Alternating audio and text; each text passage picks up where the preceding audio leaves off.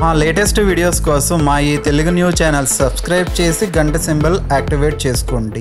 ఈరోజే ఆఖరి శ్రావణ శనివారం, పైగా శని త్రయోదశి. ఇది వెంకటేశ్వర స్వామి వారికి మరియు శనిదేవుడికి ఎంతో ఇష్టమైన రోజు. ఇది పోతే మళ్ళీ సంవత్సరం వరకు శ్రావణ శనివారాలు రావు. ఈరోజు ఏం చేసినా చేయకపోయినా రాత్రి 12 లోపు ఈ కథలు వింటే చాలు, వెంకటేశ్వర స్వామి వారి అనుగ్రహం కలుగుతుంది. కష్టాలన్నీ కూడా పోతాయి. ఇల్లంతా ఐశ్వర్యంతో నిండిపోతుంది. కోటి జన్మల పుణ్యం లభిస్తుంది. రాజయోగం పడుతుంది. ఇక మీకు అన్ని శుభాలే జరుగుతాయి. ఈ శని త్రయోదశి రోజు శనిదేవుడు సింగనాపూర్లో ఎలా వెలిశాడో తెలిపే స్థల పురాణ కథను వింటే చాలు, అదృష్టం మిమ్మల్ని వరిస్తుంది. శనీశ్వరుడి అనుగ్రహం కలుగుతుంది. శనీశ్వరుడే ఐశ్వర్యాన్ని ఇస్తాడు. మీ జాతకం మారిపోతుంది. శనీశ్వరుడికి ప్రత్యేక దేవాలయాలు ఉండటం బహు అరుదు. ఒకవేళ ఉన్నప్పటికీ అవి కూడా వేళ్ల మీద లెక్క పెట్టుకోగలిగినవే. సాధారణంగా శనీశ్వరుడు మిగతా నవగ్రహాలతో పాటు అనేక దేవాలయాల్లో దర్శనమిస్తాడు. అయితే శనీశ్వరుడికి ఓ ప్రత్యేకమైన దేవస్థానంగా పేరెన్నికగన్న క్షేత్రం శని సింగనాపూర్. షిరిడీకి సుమారు 75 కిలోమీటర్ల దూరంలో ఉన్న ఈ దివ్య క్షేత్రంలో భక్తుల కోరికలు తీర్చే కొంగు బంగారంగా విరజిల్లుతున్నాడు శనిదేవుడు. ఇక్కడ శనిదేవుణ్ణి ఒక శిల రూపంలో పూజిస్తారు. అలా శిల రూపంలో పూజించటం వెనుక ఒక కారణం ఉంది. పూర్వం ఈ గ్రామం చాలా చిన్నది. ఈ గ్రామంలో గొర్రెల కాపరులు నివాసం ఉండేవారు. ఒకసారి ఈ గ్రామానికి సమీపంలోని పనస వంకకు భారీగా వరద వచ్చింది. వరద వచ్చిన తరువాత గొర్రెల కాపరుల పిల్లలు ఆడుకోవడానికి బయటకు వచ్చారు. పిల్లలు మట్టితో రాళ్లతో ఆడుకోవటం మొదలుపెట్టారు. అప్పుడు వారికి 2 నేరేడు చెట్ల మధ్య ఇరుక్కుని ఉన్న ఒక నల్లరాయి కనిపించింది. ఆ రాయితో కూడా ఆడుకుందామని వారు దానిని చెట్ల మధ్య నుండి తీయడానికి ప్రయత్నించారు. కానీ ఎంతలాగినా ఆ రాయి రాలేదు. అప్పుడు పిల్లలు చేతిలో ఉన్న కర్రలతో గట్టిగా రాయిని కొట్టారు. చివరికి బలంగా ఉన్న కర్రతో కొడుతూ ఉంటే అది ఆ రాయికి గుచ్చుకుంది. గుచ్చుకున్న ప్రాంతం నుంచి రక్తం రాసాగింది. రక్తాన్ని చూసి పిల్లలు భయంతో ఇళ్లకు పరుగులు తీసి తాము చూసిన సంఘటనను తల్లిదండ్రులకు వివరించారు. ప్రజలంతా వచ్చి పిల్లలు చెప్పిన నల్లరాయిని, ఆ రాయి నుండి కారుతున్న రక్తపు ధారలను చూశారు. చెట్ల మధ్య ఉన్న రాయిని ప్రజలు కదిలించి తమ గ్రామానికి తీసుకుని వెళ్ళడానికి విశ్వ ప్రయత్నాలు చేశారు. కానీ నల్లని రాయి కదలలేదు. దాంతో ప్రజలు గ్రామానికి తిరిగి వెళ్ళిపోయారు. అయితే అదే రోజు రాత్రి గ్రామ పెద్దకు శనిదేవుడు కలలోనికి వచ్చి తాను శనీశ్వరుడినని, తానే ఒక శిల రూపంలో తన గ్రామానికి వచ్చానని, ఎవరు పడితే వారు తీస్తే నేను అక్కడి నుండి కదలను అని, మామ అల్లుడు వరస కలిగిన వారు మామ అల్లునికి చెందిన నల్లని ఎద్దులు తీసుకొని వచ్చి మూర్తిని కదిలిస్తే గ్రామానికి వస్తానని, తనకు గ్రామంలో పూజలు చేయమని శనిదేవుడు గ్రామ పెద్దకు చెప్తాడు. అంతేకాదు శనిదేవుడు ఆకాశం మొత్తం తనకు నీడ అని, తనకు ఎటువంటి నీడ అవసరం లేదని, తాను బహాటకముగా ఉండుటకు ఇష్టపడతానని, కాబట్టి తమ ఊరిలో నాకు ఏ ఆలయ నిర్మాణము అక్కర్లేదని, రాయి రూపంలో ఉన్న తనకు ప్రతినిత్యము పూజ చేస్తూ శనివారాలలో శని త్రయోదశి, శని జయంతి వంటి పర్వదినాలలో తప్పకుండా తైలాభిషేకం చేయమని చెప్పాడు. అలాగే గ్రామ పెద్దకు శనిదేవుడు ఇంకొక విషయాన్ని కూడా చెప్తాడు. అదేమిటి అంటే తను స్వయంభూగా వెలిసిన ఆ పల్లెకు ఇక మీదట బందిపోటుల, దొంగల, దోపిడీదారుల, కన్నము వేసే దొంగల భయం ఎప్పటికీ ఉండజాలదని మాట ఇచ్చి అదృశ్యం అయ్యాడు. గ్రామ పెద్ద తనకు కలలో శనిదేవుడి చెప్పిందంతా కూడా ప్రజలకు చెప్పి, స్వామి కలలో చెప్పిన ఆజ్ఞ మేరకు నల్లని రాయిని మామ అల్లుడు చేత కదిలించి పైకి లేపి గ్రామానికి తీసుకుని వచ్చి ప్రతిష్ఠించినట్లుగా స్థల పురాణం చెప్తుంది. 5.6 అడుగులు పొడవు, 1.6 అడుగుల వెడల్పు కలిగి ఉన్న ఈ మూర్తిని అప్పట్నుంచి కట్టపై ప్రతిష్ఠించి శనీశ్వరుడిగా పూజలు చేస్తూ ఉన్నారు. శనీశ్వర మూర్తిని ప్రతిష్ఠించారు. కానీ శనీశ్వరుడికి గుడి లేదు. అలా శనిదేవుడు వాన, గాలి, రాత్రి, పగలు, చలి, వేడి ఇలా అన్నిటినీ చవిచూస్తూ సింగనాపూర్లో భక్తుల చేత పూజలు అందుకుంటూ ఉన్నాడు. అంతేకాదు ఇక్కడ శనిదేవుడు వెలిసినప్పటి నుంచి దొంగతనాలు అనేవే జరగలేదు. ఇక్కడి ప్రజలు దొంగతనాలు జరగవనే నమ్మకంతో ఉంటారు. వారు ఇళ్లకు తాళాలు కూడా వెయ్యరు. ఒకవేళ ఎవరైనా దొంగతనం చేయుటకు ప్రయత్నించినా వారు అక్కడికక్కడే ఊరి పొలిమేర దాటేలోగా రక్తం కక్కుకొని చనిపోతారు. అయ్యప్ప మాలను ధరించిన వారికి ఎలాగైతే శనిదోషం పరిహారం అవుతుందో అలాగే సింగనాపురం శనీశ్వర్ని దర్శించుకున్న వారికి శనిదోషం పరిహారం అవుతుందని భక్తుల నమ్మకం. ఈరోజు ఆంజనేయ స్వామి వారిని పూజించటం వలన శని బాధలు శనిదోషాలు ఎందుకు పోతాయో తెలిపే ఈ పురాణ కథను వింటే చాలు శనీశ్వరుడి అనుగ్రహంతో సకల ఐశ్వర్యాలు లభిస్తాయి. జ్యోతిష్య శాస్త్రంలో మహాపండితుడు అయిన రావణుడు మనిషి పుట్టుక సమయంలో గ్రహాల గమనం అతని పుట్టుక మీద ప్రభావం చూపిస్తుంది. కాబట్టి తన కొడుకు జన్మించే సమయంలో గ్రహాలన్నిటినీ 11వ స్థానంలో ఉండమని ఆదేశించాడు. రావణుడి ఆజ్ఞ ప్రకారం సూర్యచంద్రులతో సహా గ్రహాలన్నీ 11వ స్థానంలోనే ఉన్నాయి. కానీ శని మాత్రం రావణుడి మాట లెక్క చేయకుండా 12వ స్థానంలో ఉన్నాడు. దాంతో మేఘనాథుడు జన్మించినప్పుడు తన సూచనలు పాటించలేదని, మేఘనాథుడిపై వక్ర దృష్టి పడిందని కోపోద్రిక్తుడైన రావణాసురుడు శనీశ్వరుణ్ణి బంధించాడు. గొలుసులతో శనిని బంధించి ఓ మూల పడేశాడు. అలా 1000 ఏళ్ళు శనిదేవుడు లంకలో బందీగా ఉన్నాడు. త్రేతాయుగంలో రావణుడు సీతను అపహరించి లంకకు తీసుకొచ్చినప్పుడు ఆమెను వెతకడానికి హనుమంతుడు బయలుదేరాడు. లంకలోకి ప్రవేశించిన హనుమ రాముడు గుర్తుగా తనతో పాటు తెచ్చిన అంగుళీకాన్ని సీతకు అందజేశాడు. అప్పటి వరకు శనీశ్వరుడు లంకలోనే బందీగా ఉన్నాడు. రావణుడు తోకకు నిప్పంటించి ఆంజనేయుడిని అంతం చేయాలని చూస్తే దానితోనే లంకాదహనం చేశాడు.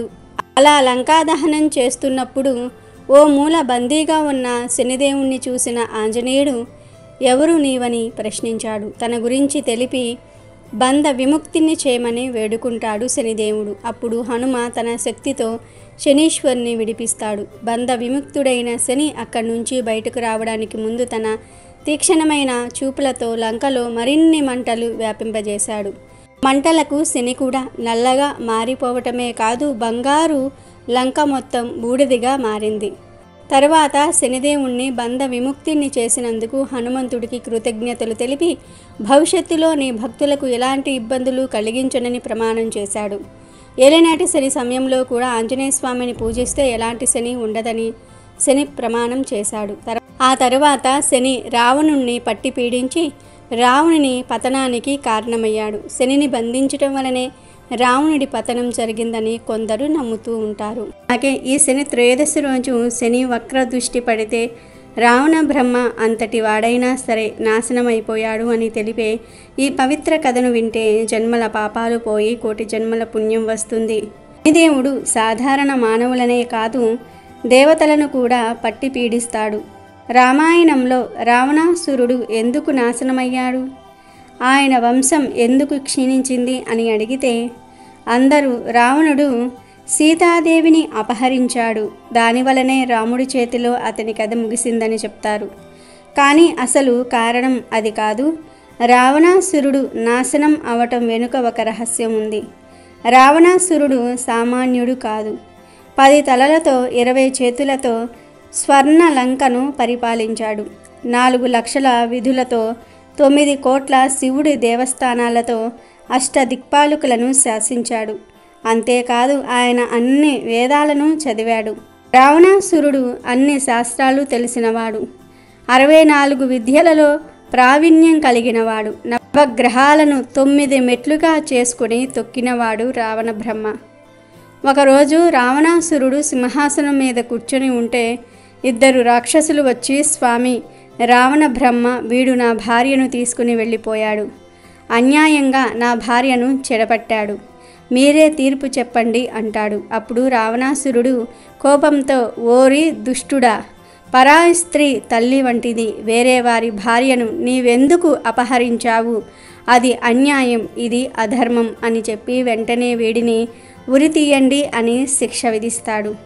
ఆ తర్వాత కాసేపటికి నారదుడు రావణుడి దగ్గరికి వస్తాడు. రావణాసురుడు సింహాసనం మీద కూర్చుని ఉంటాడు.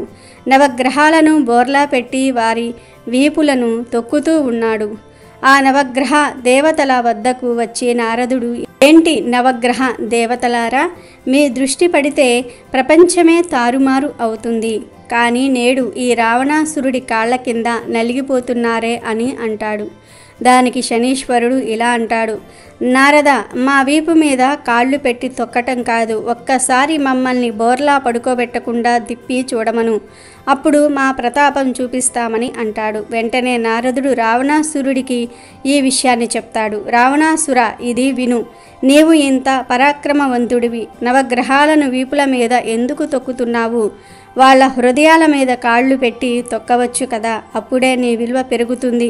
ఎందుకంటే ఇది దొంగ దెబ్బతీసినట్టు అవుతుంది. గ్రహాలకు భయపడి నువ్వు వారిని బోర్లా పెట్టావు అని చాలామంది అనుకుంటున్నారు. దేవతలు కూడా అదే అనుకుంటూ ఉన్నారు అని అనగానే రావణాసురుడు ఇలా అంటాడు, నారద, నాకు ఎదురే లేదు. ఓ నవగ్రహ దేవతలారా, నా వైపు తిరగండి అని అంటాడు. వెంటనే నవగ్రహ దేవతలు తిరుగుతారు. ఆ వెంటనే వారి హృదయాలపై కాలు పెడుతూ వస్తాడు రావణాసురుడు. సూర్యుడు, చంద్రుడు, అంగారకుడు, బుధుడు, బృహస్పతి, శుక్రుడు ఇలా అందరి హృదయాల మీద కాళ్ళు పెట్టి వస్తాడు. కానీ శని గ్రహం మీద కాళ్ళు పెట్టడానికి రాగానే శని దృష్టి రావణుడి మీద పడుతుంది. అంతలోనే శూర్పణఖ రావణుడి దగ్గరికి వచ్చి అన్నా అని ఏడుస్తుంది. రావణుడు ఏమయ్యింది శూర్పణఖ అని అడిగితే, అరణ్యంలో రామలక్ష్మణులు ఉన్నారు. నా ముక్కు చెవులు లక్ష్మణుడు కోసి చేతిలో పెట్టాడు. రాముడి భార్య సీత చాలా అందంగా ఉంటుంది. అటువంటి అందమైన స్త్రీ నీకు భార్యగా ఉంటే బాగుంటుంది అని శూర్పణఖ అంటుంది. శని దృష్టి సోకటం వలన రావణాసురుడి బుద్ధి వక్రించి సీతాదేవిని అపహరిస్తాడు. ఆ తర్వాత రామలక్ష్మణుల చేతిలో రావణుడు మరణిస్తాడు. రాక్షస వంశం నాశనమైపోతుంది. శని దృష్టి పడటం వలన శాస్త్రాలు వేదాలు చదివినవాడు, 10 తలలు 20 చేతులు కలిగినవాడు, బ్రహ్మ వంశంలో జన్మించినవాడు, దేవతలను చిత్రహింసలు పెట్టిన అంతటి లంకాది రావణాసురుడికే వినాశనం తప్పలేదు. కాబట్టి శని దృష్టి అనేది అంత క్రూరమైనది. మనుషులు, దేవతలు ఎవరైనా శని దృష్టిలో పడితే కష్టాల పాలవుతారు. త్రయోదశి శనివారం నాడు వస్తే ఆ రోజును శని త్రయోదశిగా వ్యవహరిస్తూ ఉంటారు. శనివారం శ్రీ మహావిష్ణువుకు చాలా ఇష్టమైన రోజు. అందుకే ఆ రోజు వెంకటేశ్వర స్వామికి మనం పూజలు చేస్తూ ఉంటాం. త్రయోదశి శివుడికి ఇష్టమైన తిథి. క్షీరసాగర మదనం జరిగి అమృతం ఉద్భవించిన తర్వాత ఆలాహలాన్ని దిగమింగి తన కంఠంలో దాచుకుని లోకాలను కాపాడిన శివుడికి కృతజ్ఞతలు చెప్పడానికి దేవతలందరూ ఆయన వద్దకు వెళ్ళినది ఈ త్రయోదశి తిథి నాడే అని పురాణాల ద్వారా తెలుస్తుంది. అందుకే త్రయోదశి శనివారం నాడు వస్తే శివకేశవులకు అత్యంత ప్రీతికరమైన దినమని పురాణాలు పేర్కొంటూ ఉన్నాయి. శని జన్మించిన తిథి కూడా త్రయోదశే. అందుకనే శని త్రయోదశికి అంతటి విశిష్టత ఏర్పడింది. ఈ రోజున శనికి ప్రత్యేకమైన పూజలు చేస్తే శని దోషాలైన ఏలినాటి శని, అష్టమ శని తదితర దోషాల నుంచి విముక్తి లభిస్తుందని జ్యోతిష్యులు చెప్తూ ఉంటారు. త్రయోదశి రోజున సూర్యోదయానికి ముందే స్నానం చేసి నువ్వుల నూనెతో శనికి అభిషేకం చేయాలి. కాకికి నైవేద్యం పెట్టాలి. నల్ల నువ్వులు, నువ్వుల నూనె నల్లని వస్త్రంతో ఉంచి దానం చేయాలి. శనీశ్వరుడు ఎంత ఇబ్బందులు కలిగిస్తాడో మన జీవితంలో కొన్ని దశల్లో అంతకు మించిన మేలును కలిగిస్తాడు. ఛాయాదేవి సూర్యభగవానుల పుత్రుడైన శని కుంభ మకర రాశులకు అధిపతి. పడమటి వైపు ముఖాసీనుడై ఉంటాడు. దేవునికి నీలం రంగు, నలుపు రంగు పువ్వులు ప్రీతికరమైనవిగా చెప్పబడుతోంది. త్రయోదశి రోజున ఈ పువ్వులతో శనిదేవుణ్ణి పూజించటం వలన ఆయన ప్రసన్నుడవుతాడు. ఎప్పుడైతే ఆయన అనుగ్రహిస్తాడో అప్పుడే శనిదోష నివారణ జరుగుతుంది. సమస్యల నుండి విముక్తి లభిస్తుంది. శని త్రయోదశి రోజు ఉదయాన్నే నవగ్రహ ఆలయానికి వెళ్ళి శనిదేవుడికి దీపం పెట్టి నువ్వుల నూనెతో అభిషేకం చేసి నువ్వులు బెల్లం కలిపి ముద్దలా చేసి ప్రసాదంలా పెట్టి హారతి ఇవ్వాలి. ఇలా చేయటం వల్ల శని దోషాలు తొలగిపోతాయి. శనివారం త్రయోదశి తిథి వచ్చిన రోజున శనికి నువ్వుల నూనెతో అభిషేకం చేసిన, ఆ స్వామికి ఇష్టమైన నువ్వులు, నల్లటి వస్త్రం వంటివి దానం చేసిన శని ప్రసన్నుడవుతాడని, ఏలినాటి శని, అర్ధాష్టమ శని బాధల నుంచి ఉపశమనం లభిస్తుందని భక్తుల ప్రగాఢ విశ్వాసం. శని త్రయోదశి రోజు మధ్య మాంసాలు ముట్టరాదు. వీలైన వారు శివార్చన తామే స్వయంగా చేస్తే మంచిది. ఈరోజు శనిగ్రహ స్థాన దోషాల వలన బాధపడేవారు నీలాంజన సమాభాసం రవిపుత్రం యమాగ్రజం ఛాయా మార్తాండ సంభూతం తం నమామి శనేశ్వరం అనే స్తోత్రాన్ని వీలైనన్ని ఎక్కువ సార్లు పఠిస్తే మంచిది. ఈరోజు నిజంగా దేవుణ్ణి ప్రేమించటం అంటే ఏమిటో తెలిపే ఈ కథను వింటే చాలు. కష్టాలు పోతాయి, సకల ఐశ్వర్యాలు సిద్ధిస్తాయి, పేదరికం పోతుంది, భగవంతుడి అనుగ్రహం లభిస్తుంది. అనగనగా రామాపురం అనే ఒక ఊరు ఉండేది. ఆ ఊరిలో గత 5 ఏళ్లుగా అస్సలు వర్షాలే పడటం లేదు. ఆ ఊరి పెద్ద అయిన రామయ్యకు ఇది చాలా బాధ కలిగిస్తుంది. అతనికి రాత్రిపూట నిద్ర కరువయ్యింది. ఊరి ప్రజల కష్టాలు పాలవటం అతన్ని కలిచివేస్తున్నది. ఒకనాడు వర్షాకాలంలో అతనికి ఒక కల వచ్చింది. కలలో వెంకటేశ్వర స్వామి కనపడ్డాడు. కనపడి రామయ్యతో, మీ ఊరి ప్రజలంతా కలిసి నాకు పాలతో అభిషేకం చేస్తే మీ ఊరికి తిరిగి వర్షాలు వచ్చేలాగా చూస్తాను అని అభయమిచ్చాడు స్వామి. రామయ్య ఎంతో సంతోషించాడు. మరునాడు తమ ఊరి ప్రజలందరినీ సమావేశపరిచి తనకు వచ్చిన కలను వివరించాడు. అందరూ ఆ కల నిజమవుతుందన్నారు. స్వామికి పాలాభిషేకం చేసి తీరాల్సిందేనన్నారు. గుడి పూజారి అభిషేక బాధ్యతలు తీసుకుంటానన్నాడు. ఈ శనివారం రోజున గుడి ముందు ఒక డ్రమ్ము పెడతాను. ఊరిలో ఉన్న ప్రతి కుటుంబము తమ వంతుగా గ్లాసుడు పాలు అందులో పొయ్యాలి అని రామయ్య అందరికీ చెప్పాడు. అందరూ అలాగే చేస్తాము సరేనన్నారు. ఇక శనివారం వచ్చింది. గుడి ముందు రమ్ము పెట్టారు. ఊరి ప్రజలందరూ గ్లాసులు తీసుకుని వచ్చారు. మొట్టమొదటగా రామయ్యే డ్రమ్ములోనికి పాలు పోశాడు. ఆ తరువాతి వాడైన సీనయ్యకు ఒక ఆలోచన వచ్చింది. ఊళ్ళో వాళ్ళంతా పాలు పోస్తారు, నేను ఒక్కడిని గనుక ఊరికే నీళ్లు పోస్తే ఎవరు చూడొస్తారు? అన్ని పాలలో నేను పోసే గ్లాసుడు నీళ్లు ఏపాటివి అనుకున్నాడు సీనయ్య. అలా అనుకొని అతను గ్లాసుతో నీళ్లు తీసుకొచ్చి డ్రమ్ములోకి పాల బదులు నీళ్లు పోసి ఊరుకున్నాడు. వింతేమిటంటే ఊరిలోని అందరూ సీనయ్య మాదిరి ఆలోచించారు. ప్రతి ఒక్కరూ గ్లాసుడు నీళ్లు తెచ్చి రమ్ములో పోశారు. చివరికి చూస్తే రమ్ములో పాల బదులు అన్నీ నీళ్లే ఉన్నాయి. ఇది చూసి రామయ్య చాలా ఆశ్చర్యపోయాడు. ఊరి ప్రజలందరూ సిగ్గుతో తల వంచుకున్నారు. ఇక ఆ రోజు రాత్రి రామయ్యకు కలలో మళ్ళీ వెంకటేశ్వర స్వామి కనబడ్డాడు. చూశావా రామయ్య, నీ ఊరి ప్రజలు ఎలాంటివారో. ధర్మం లేని ఊళ్ళో వర్షాలు పడవు. ఇప్పటికైనా మించిపోయింది లేదు. ప్రయత్నించి నీ ఊరి ప్రజల పిసినారితనాన్ని దూరం చెయ్యి. అప్పుడు మీ ఊరు మళ్ళీ సస్యశ్యామలమవుతుంది అని చెప్పాడు. మరునాడు ఉదయం నిద్రలేచిన వెంటనే రామయ్య ఊరి ప్రజల వైఖరిని మార్చేందుకు కంకణం కట్టుకున్నాడు. అతని కృషి ఫలితంగా త్వరలో ఊరి వారిలో మార్పు వచ్చింది. నీతి నిజాయితీలు పెరిగాయి. మరి దాని ఫలితమో ఏమో కానీ రామాపురంలో మళ్ళీ వర్షాలు మొదలయ్యాయి. వెంకటేశ్వర స్వామి అనుగ్రహంతో ఊరు తిరిగి పాడి పంటలతో తులతూగింది. కాబట్టి ఎప్పుడైనా సరే ధర్మం ఉన్న చోటే సకల సంపదలు ఉంటాయి అనే నీతిని ఈ కథ ద్వారా గ్రహించాలి. ఊళ్ళో వెంకటేశ్వర స్వామి వారిని కొలిచే వెంకట్రావు అనే భక్తుడు ఉండేవాడు. అయితే అతను బంగారం పట్టిన మట్టయ్యేది. దాంతో దరిద్రాన్ని అనుభవించేవాడు. ఓ రోజు అతని భార్య అతనికి ఓ సలహా ఇచ్చింది. వెంకటేశ్వర స్వామి వారిని మన దరిద్రం తీర్చమని ప్రార్థించరాదా? ఆయన మీ కోరిక తప్పక తీరుస్తాడు అని చెప్తుంది. అప్పుడు వెంకట్రావు, పిచ్చిదానా, మనకేం కావాలో ఆయనకు తెలీదా? అందుకు నేనాయనకు సూచనలు ఇవ్వలేను అని అతను ఒప్పుకోలేదు. ఆ రాత్రి వెంకటేశ్వర స్వామి అతనికి కలలో కనబడి, మీ ఇంట్లోని గూట్లో 6 రూపాయలు ఉన్నాయి కదా, అవి తీసుకొని రేపు సాయంత్రానికల్లా నువ్వు పెద్ద బజారుకు వెళ్ళు. అక్కడ 6 రూపాయలకు నీకు ఇష్టమైంది ఏది కనబడితే అది కొను, నీ దరిద్రం తీరుతుంది అని చెప్పాడు. వెంకట్రావు ఉదయం నిద్రలేవగానే తన భార్యకు ఆ కళ గురించి చెప్పి అతను సైకిల్ మీద పెద్ద బజారుకు బయలుదేరాడు. ఒక చోట కోలాటం కర్రలు నచ్చి దాని ధరను అడిగాడు. జత 10 రూపాయలు. ఇంకొంచెం ముందుకు సాగాడు. వేలం పాట వేసే ఓ హాల్లో బొమ్మలను వేలం పాట వేస్తున్నట్లుగా బయట బోర్డును చూసి లోపలికి వెళ్ళాడు. గోడకు ఒక పెద్ద చిత్రకారుడు గీసిన బొమ్మలు వేలాడుతూ ఉన్నాయి. వాటిని కొనడానికి ఖరీదైన దుస్తుల్లో డబ్బులు ఉన్నవాళ్ళు చాలామంది వచ్చారు. అతను వెనక్కి తిరిగిపోతూ ఉంటే పిచ్చి గీతలతో గీసిన ఓ బొమ్మను చూపించి చెప్పారు నిర్వాహకుడు. దీని పేరు వెంకటేశ్వర స్వామి. దీన్ని గీసింది దీపక్ అనే 6 ఏళ్ల కుర్రవాడు. మా పాట 5 రూపాయలు అని మొదలుపెట్టారు. కానీ చిన్న పిల్లవాడు గీసిన ఆ నైపుణ్యం లేని బొమ్మను కొనడానికి ఎవ్వరూ ముందుకు రాలేదు. అసహనంగా పెద్ద చిత్రకారుడి బొమ్మల వేలంపాట మొదలవటం కోసం వారంతా వేచి చూడసాగారు. మొదటిసారి 5 రూపాయలు, రెండవసారి 5 రూపాయలు. అది వెంకటేశ్వర స్వామి వారి బొమ్మ అవటంతో వెంకట్రావు గట్టిగా 6 రూపాయలు అని అన్నాడు. 6 రూపాయలు ఒకటోసారి, రెండోసారి.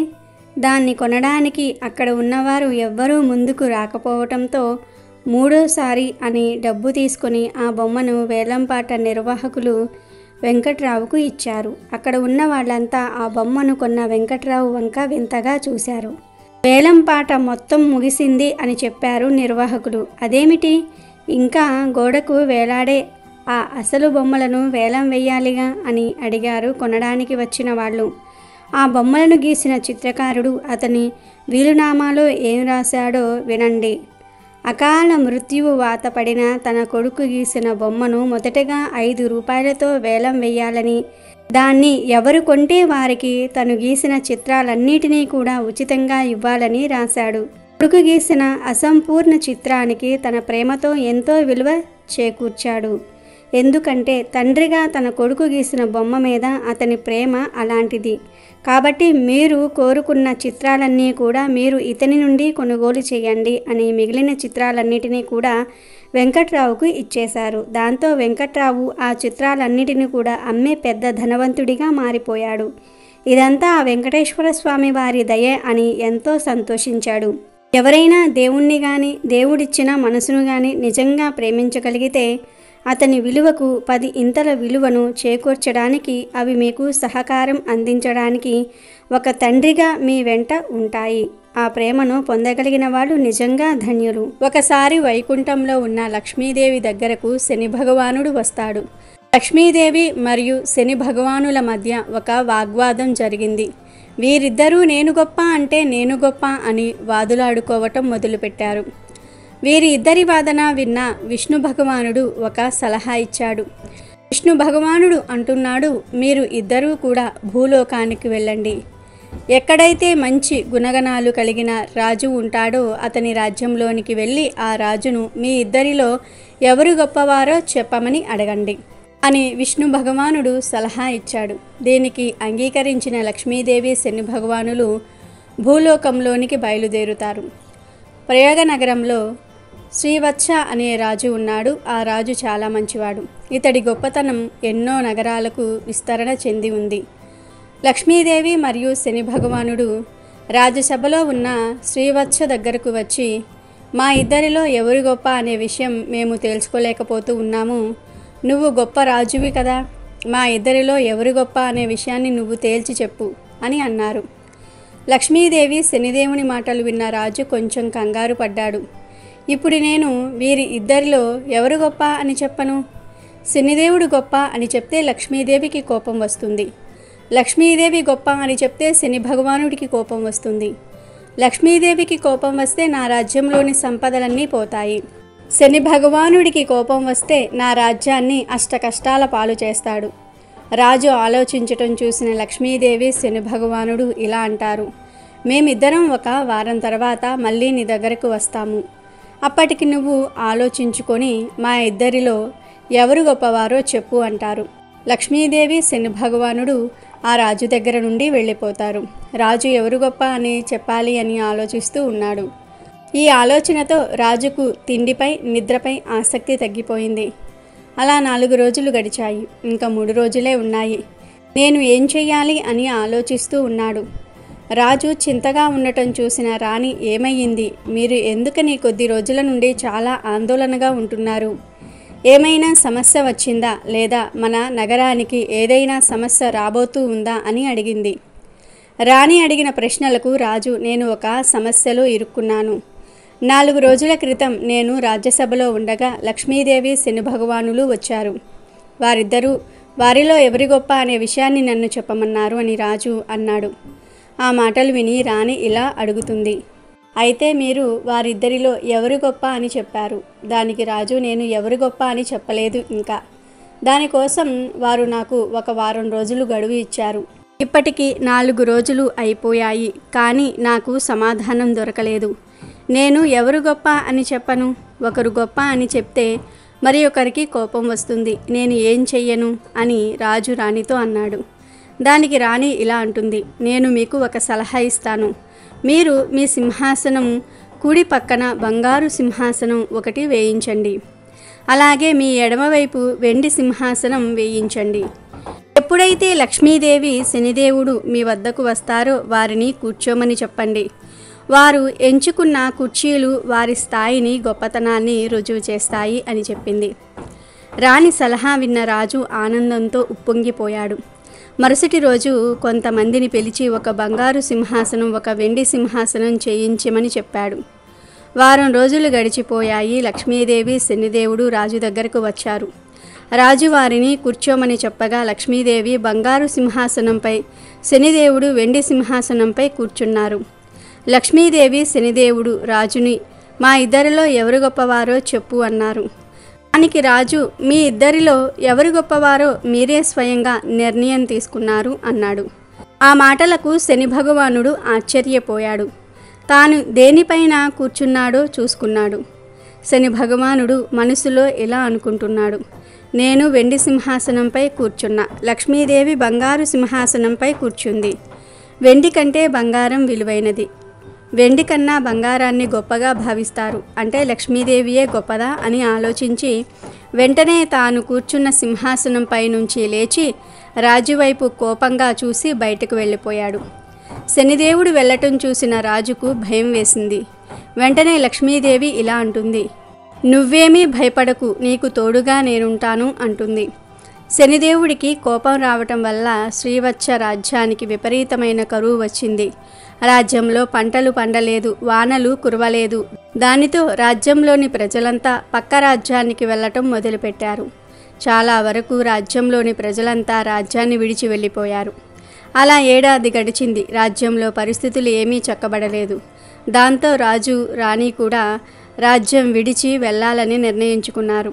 రాజు రాణితో ఇలా అంటాడు, రాణి, మన దగ్గర మిగిలి ఉన్న నాణ్యాలను మూటకట్టు, మనం ఈ రాజ్యాన్ని వదిలి వెళ్ళిపోదాము. రాజు మాటలు విన్న రాణి బాధపడింది. కొన్ని వస్త్రాలు, కొన్ని నాణ్యాలు మూటకట్టింది. రాజ్యం నుండి ఇతర రాజ్యానికి వెళ్ళడానికి సిద్ధంగా ఉన్నారు. రాజును చూసిన శనిదేవుడు కోపంతో విపరీతమైన వానను కురిపించాడు. 4 వైపులా మబ్బులు కమ్ముకున్నాయి. చీకటి కమ్మివేసింది. 4 వైపులా మబ్బులు కమ్ముకున్నాయి. చీకటి కమ్మేసింది. దారి కనిపించటం లేదు. అప్పుడు లక్ష్మీదేవి ఒక పాపరూపంలో అక్కడికి వచ్చి వారిని జాగ్రత్తగా ఒక నది ఒడ్డుకు చేర్చింది. పాపరూపంలో వచ్చిన లక్ష్మీదేవి మాయమైపోయింది. ఇక రాజు, రాణి వారి ముందున్న నదిని చూసి మనం ఇప్పుడు ఈ నదిని ఎలా దాటాలి అని అనుకున్నారు. చుట్టూ చూడగా ఒక వ్యక్తి పడవపై రాజుగారి వైపే వస్తున్నాడు. ఆ వ్యక్తి ఎవరో కాదు, శనిదేవుడు. శనిదేవుడు ఒక వ్యక్తి రూపంలో రాజు వద్దకు వచ్చి ఏదైనా సహాయం కావాలా అని అడిగాడు. దానికి రాజు, మమ్మల్ని నది ఒడ్డు దాటించు అన్నాడు. అప్పుడు ఆ వ్యక్తి, రాజా, నా పడవలో 2 మాత్రమే సరిపడతారు. ఒకరు నేను, ఇంకొకరు నాతో ప్రయాణం చేసే వ్యక్తి. కానీ మీరు 2 ఉన్నారు. మీతో పాటు కొన్ని మూటలు కూడా ఉన్నాయి అన్నాడు. దానికి రాజు, సరే అయితే ముందు ఈ పడవలో నా భార్య అయిన చిత్రాంగిని ఎక్కించుకో, ఆ తర్వాత నన్ను ఎక్కించుకో, చివరిగా ఈ మూటలను తీసుకొని మా వద్దకు వచ్చేయి అన్నాడు. రాజు మాటలు విన్న ఆ వ్యక్తి సరే అని చెప్పి ముందు రాణిని ఒడ్డుకు చేర్చాడు. ఆ తర్వాత రాజును ఒడ్డుకు చేర్చాడు. ఇక చివరిగా రాజుగారు తెచ్చుకున్న మూటలను పడవలోనికి ఎక్కించుకొని వస్తూ ఉన్నాడు. వ్యక్తి రూపంలో ఉన్న శనిదేవుడు నది మధ్యలోకి రాగానే పడవతో సహా మాయమైపోయాడు.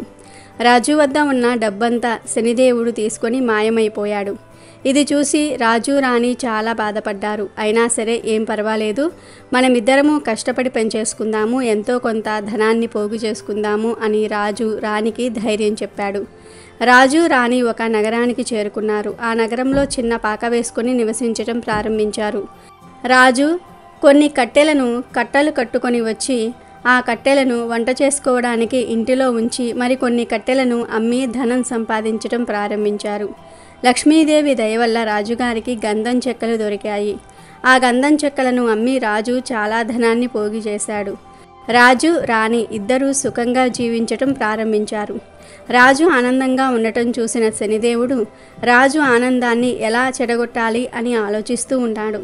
ఇది ఇలా ఉండగా రాజు నివసిస్తున్న రాజ్యంలో గంధపు చెక్కలను ఒక ప్రాంతం నుండి ఇంకొక ప్రాంతానికి తీసుకుని వెళ్ళడానికి ఒక వ్యాపారి ప్రతిరోజు నావలో ప్రయాణం చేస్తూ ఉండేవాడు. ఒకరోజు శనిదేవుడు ఆ వ్యాపారి నావను ముందుకు వెళ్లకుండా ఆపేశాడు. నావ ఎందుకు కదలటం లేదు అని వ్యాపారి ఆలోచిస్తూ ఉన్నాడు. ఇంతలో అక్కడికి శనిదేవుడు ఒక బ్రాహ్మణ రూపంలో అక్కడికి వచ్చాడు. బ్రాహ్మణ రూపంలో ఉన్న శనిదేవుడు వ్యాపారితో ఇలా అంటారు: ఈ గ్రామంలో ఒక పతివ్రత స్త్రీ ఉంది. ఆ స్త్రీ నీ నావ తాకితేనే నీ నావ ముందుకు వెళ్తుంది. వెంటనే ఆ స్త్రీ ఎవరో కనిపెట్టు అని చెప్పి ఆ బ్రాహ్మణుడు అక్కడి నుండి అదృశ్యమయ్యాడు. బ్రాహ్మణుడి మాటలు ముందు వ్యాపారి నమ్మలేదు.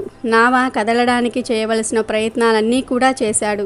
వ్యాపారి ఇలా ఆలోచిస్తాడు: అరే, నావ బాగానే ఉంది, నావలో ఎలాంటి రిపేరు లేదు, మరి ఎందుకని నా నావ ముందుకు వెళ్ళటం లేదు అని అనుకొని, ఒకవేళ ఆ బ్రాహ్మణుడు చెప్పినట్లుగా ఈ రాజ్యంలో ఉన్న పవిత్రమైన స్త్రీ నా నావను తాగితే నా నావ ముందుకు కదులుతుందేమో చూద్దాము అని అనుకుంటాడు. వెంటనే అక్కడ ఉన్న కొంతమంది స్త్రీలను పిలిచి, చూడండి, మీలో ఎవరైతే పవిత్రమైన స్త్రీలు ఉంటారో వారు నా నావను తాకండి, అప్పుడే నా నావ ముందుకు సాగుతుంది అన్నాడు. ఆ మాటలు విని స్త్రీలంతా ముందుకు వచ్చి ఆ నావను తాకారు. కానీ నావ కదలలేదు. ఇంతలో ఒక స్త్రీ రాణి చిత్రాంగి ఇంటికి వచ్చి నావ విషయం చెప్తుంది. అయితే రాణి చిత్రాంగిని తాను రాను అని చెప్తుంది. నా భర్త బయటికి వెళ్ళాడు, తను వచ్చే సమయానికి నేను ఇంటిలో లేకపోతే బాధపడతారు. నా భర్తకు చెప్పకుండా నేను బయటకు ఎక్కడికి రాను అంటుంది.